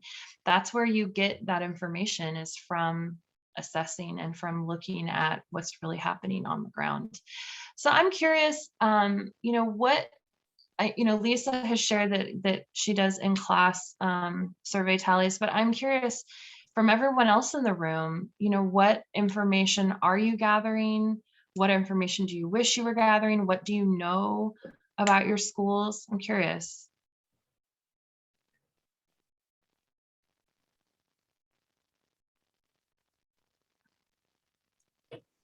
We can I'll start. go. Oh, Go ahead, Tara. I would say this is real.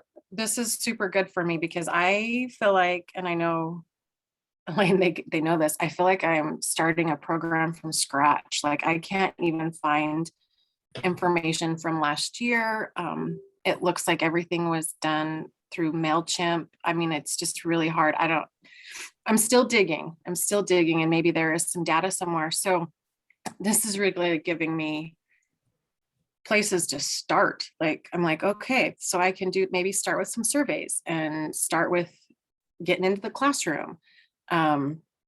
So I can't tell you what data I'm already collecting because there isn't any, but I can tell you, you're giving me a lot of ideas of ways I can get in there and start doing things. Cause it's just been communicating right now with the principals. I have 6 schools. So this is good for me, really good. Thank you, Tara, for your response. And don't worry, that's what we're all here for. And we can all do this together.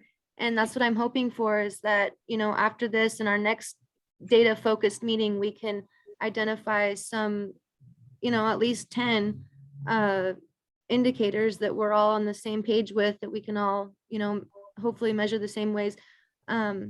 So don't worry. We'll do it together.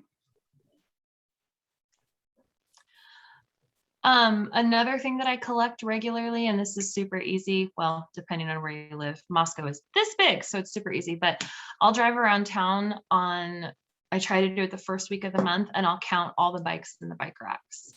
And what I like to see consistently through the year is about 10% ridership at each school. And that fluxes a little bit because we have like 7 months of winter in North Idaho. But, you know, even in January, there will be a number of bikes in the rack. And I can't credit myself for this. I think it's many years of programming and outreach. But what I've noticed over the last couple of years is more and more and more kids biking at the middle school and the high school. When they reach those more independent years where they get to make more choices for themselves, they're choosing bike for transportation. I used to drive by the high school, there'd be like 2 bikes in the rack. And now I drive by the high school and there's 40 and 50 bikes in the rack.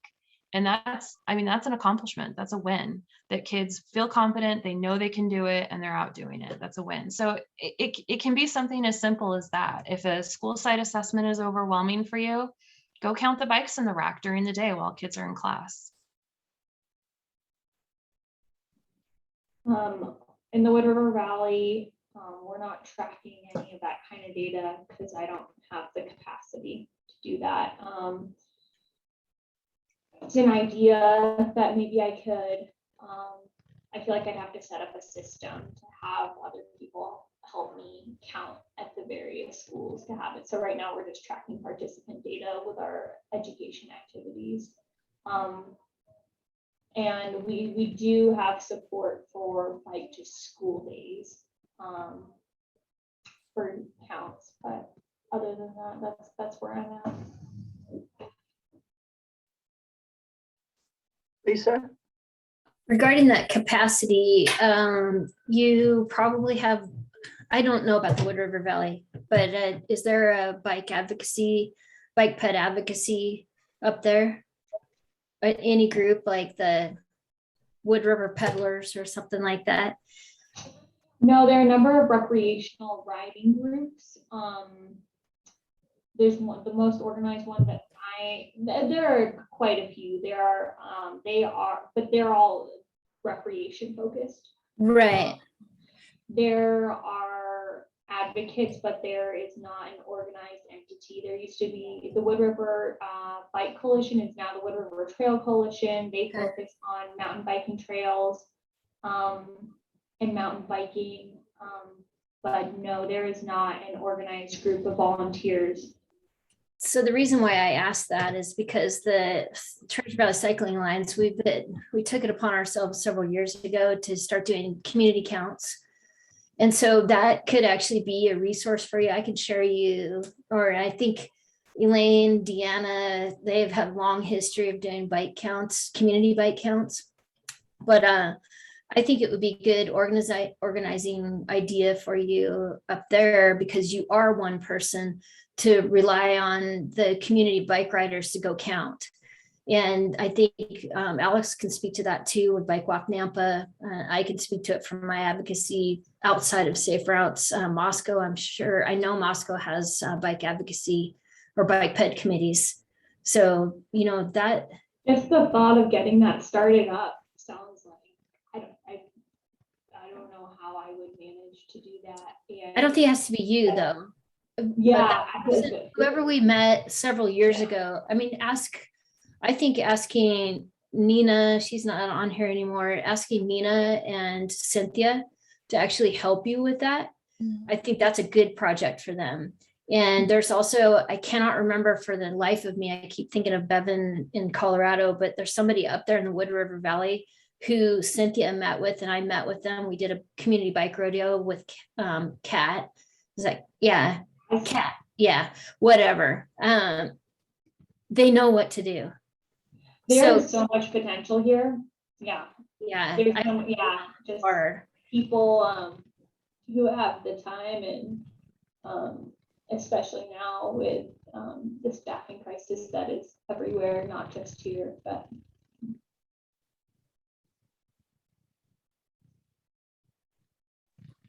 Lisa, is this the Excel sheet you were talking about that you wanted me to share?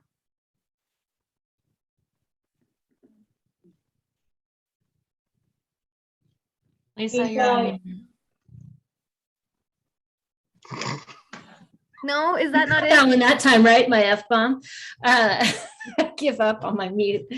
This one, did you have the one with the data in it actually, or is this all that I gave you? This is all that you gave me in one email, right? You sent me one email with one spreadsheet. And when I opened it in Google Docs. Yeah, it's not a Google Doc. It's an Excel actual spreadsheet. So you'd have to open it in Sheets, I think. You can just show that picture of it again, and it just shows that what we do for our data collection, our actual spreadsheet. So we built a huge spreadsheet that shows what school in all the districts, including Alex's and Canyon County, any community events that we do, what the weather was, what the day of week is, how many students, and then we do the counts for how'd you get here and how you're going home, and we have it all the way across. It does take time. But to speak to that, I have a request sitting in my inbox right now that is from the Boise School District Transportation Coordinator, who wants 5 years of our count data to inform the what's going on with them. We finally got their attention. And so I cannot stress how important this actually is. I'm glad to share any of these spreadsheets. It's, you know, I didn't start them, but we're continuing them. So if I can help in any way with that, because I think it's going to make a difference for the Boise district. We'll see. I don't know what she wants it for. That's great. Yes, I think you should share that. I also have a at-school assessment tool that we created. And I was just looking on our website and it never got on there. So I'm sorry that it's not on there, but I'll share that as well. The other thing that in terms of the counts, the Idaho Smart Growth helped ITD create a count manual. We have a little video and PowerPoint. We're happy to provide training either on Zoom, or if we're in your area, we can come and train volunteers who might want to count. Not that tough to do manual counts. It does take manpower. I know that Cynthia Gibson also has some of the video trailers that you can leave out of sight, but then you still have to have some manpower to go through the video and do the counts on those. In all cases, it is pretty labor intensive. There's one program that does do counts without that manual person. They somehow look at the algorithm on the video and produce a spreadsheet for you. I've heard pluses and minuses about how accurate it is. but at least it's something. So we'll make a note of all of this, and part of the follow-up will be to get you information about how to access any of those tools. Alex. Yeah, I could speak about I know I've used some hunting time-lapse cameras in the past with Compass for some pilot projects. And I went through all the video to do a count. And once you have a system set up, it's not too bad, but it helped from a coordinator perspective to just have a visual of how students are moving throughout spaces in and around schools. And an easy, this has been some time since this project was done, but there was an easy fix where some students were cutting through a field and going through a neighborhood fenced area, that there was a gap, and the neighborhood association, wasn't wanting that. And people were wondering why the heck, are all these kids not just going on the sidewalk? And then it was easy to see through the time lapse. The sprinklers for the schools were just coming on right at the end of day. Very easy, quick fix. Oh, that is so funny. But yeah, I know there's privacy issues and concerns with those style of recording and counts. But we just kept the data or the video to count it for a certain amount of days, and then we just wiped it clean. And I've done that with City of Nampa probably almost 10, 12 times now, and it's through the city. Planning and zoning and engineering. And I found that to be quite helpful, just to kind of see actual movement instead of me sitting out on a corner for several hours and getting a small snapshot. But those manual counts in person can actually be really helpful as well, if that's all you can do and that's all the resources you have. For the Caldwell Health Coalition that I'm a part of, we're doing a pilot project out in Van Buren Elementary in Caldwell, and having a couple of bike ped volunteers and some health coalition partners through U of I, through Department of Health and Welfare, coming out and doing pickup drop-off counts for a couple of days, helped kind of narrow our scope of what school we wanted to work with on a pilot project, and then also get some measurable data at the very onset, a baseline of some sort, to then make some funding proposals. And St. Luke's has come through on some funding proposal for some just basic infrastructure fixes there. And then we also asked for the school zone to be extended there, and that was just approved. And so we're going to hold a big walk and bike to school day at the end of the month, and then start collecting some data, just for these new improvements. So it does go a long way, and it'd be nice if we had more data to kind of look back on, and then as we move forward. But you got to start sometime. So we're starting.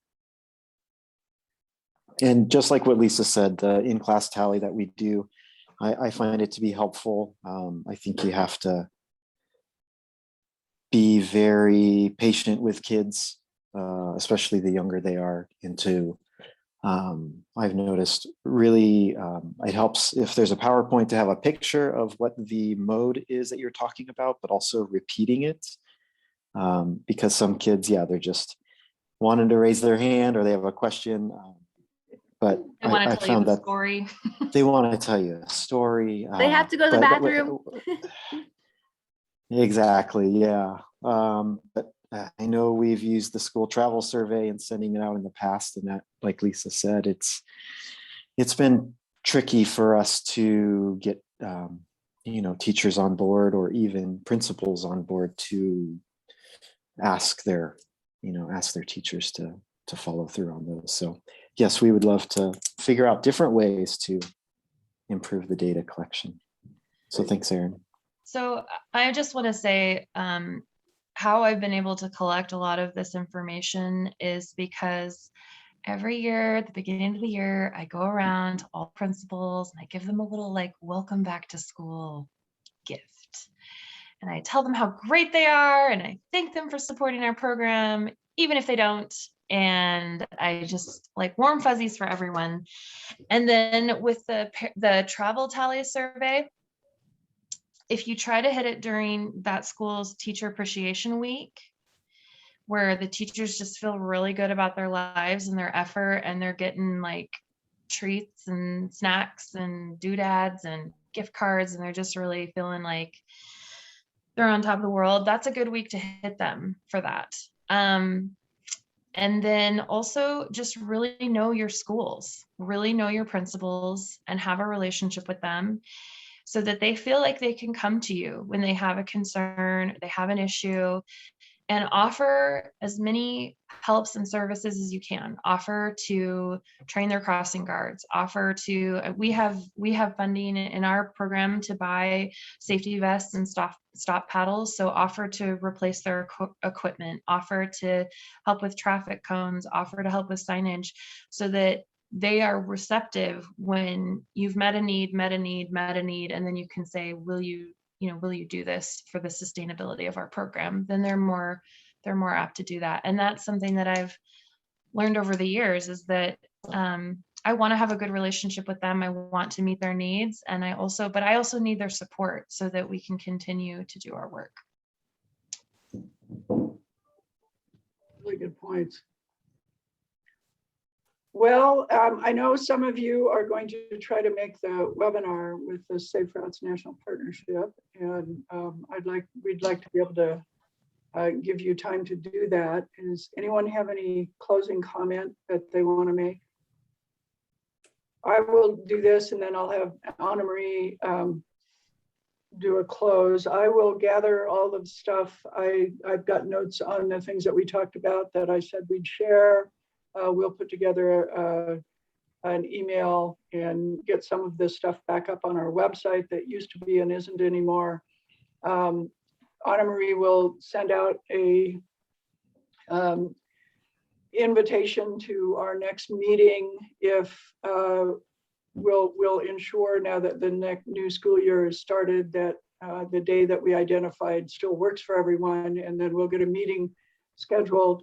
At that meeting, we'll begin to dig into some of the questions that we posed earlier, and also try to share whatever we've learned about data collection so we can start that conversation. Yeah, thank you. And thank you so much, Erin. I just really appreciate all your tips and sharing. And looks like we all have a lot of work to do in figuring out, how we want to move forward with standardization of data. And surveys, transportation surveys are near and dear to my heart. That's where I first started getting into transportation. Was I conducted in-class straw poll transportation travel behavior and preference surveys at my college. And then I was able to take that information to the Board of Trustees, and that's how we got our bus subsidy program, our bus fee. So anyway, I just love data, and it's so important. And thank you all so much for your time. And I guess we'll maybe see you at the webinar, the national webinar here in a little bit. And if not that, we'll see you in a month when we have our next conversation. So thank you, everyone. It's been a long 2 days for those of you who are also on the IWBA, but for me, it's been really helpful and informative, and look forward to continuing the conversation. It has been really great. Thank you all. Thanks for the passion, everybody. Yes. Thanks, everyone. Good to see you. Everyone. Bye. See you. Good to see everyone. Bye.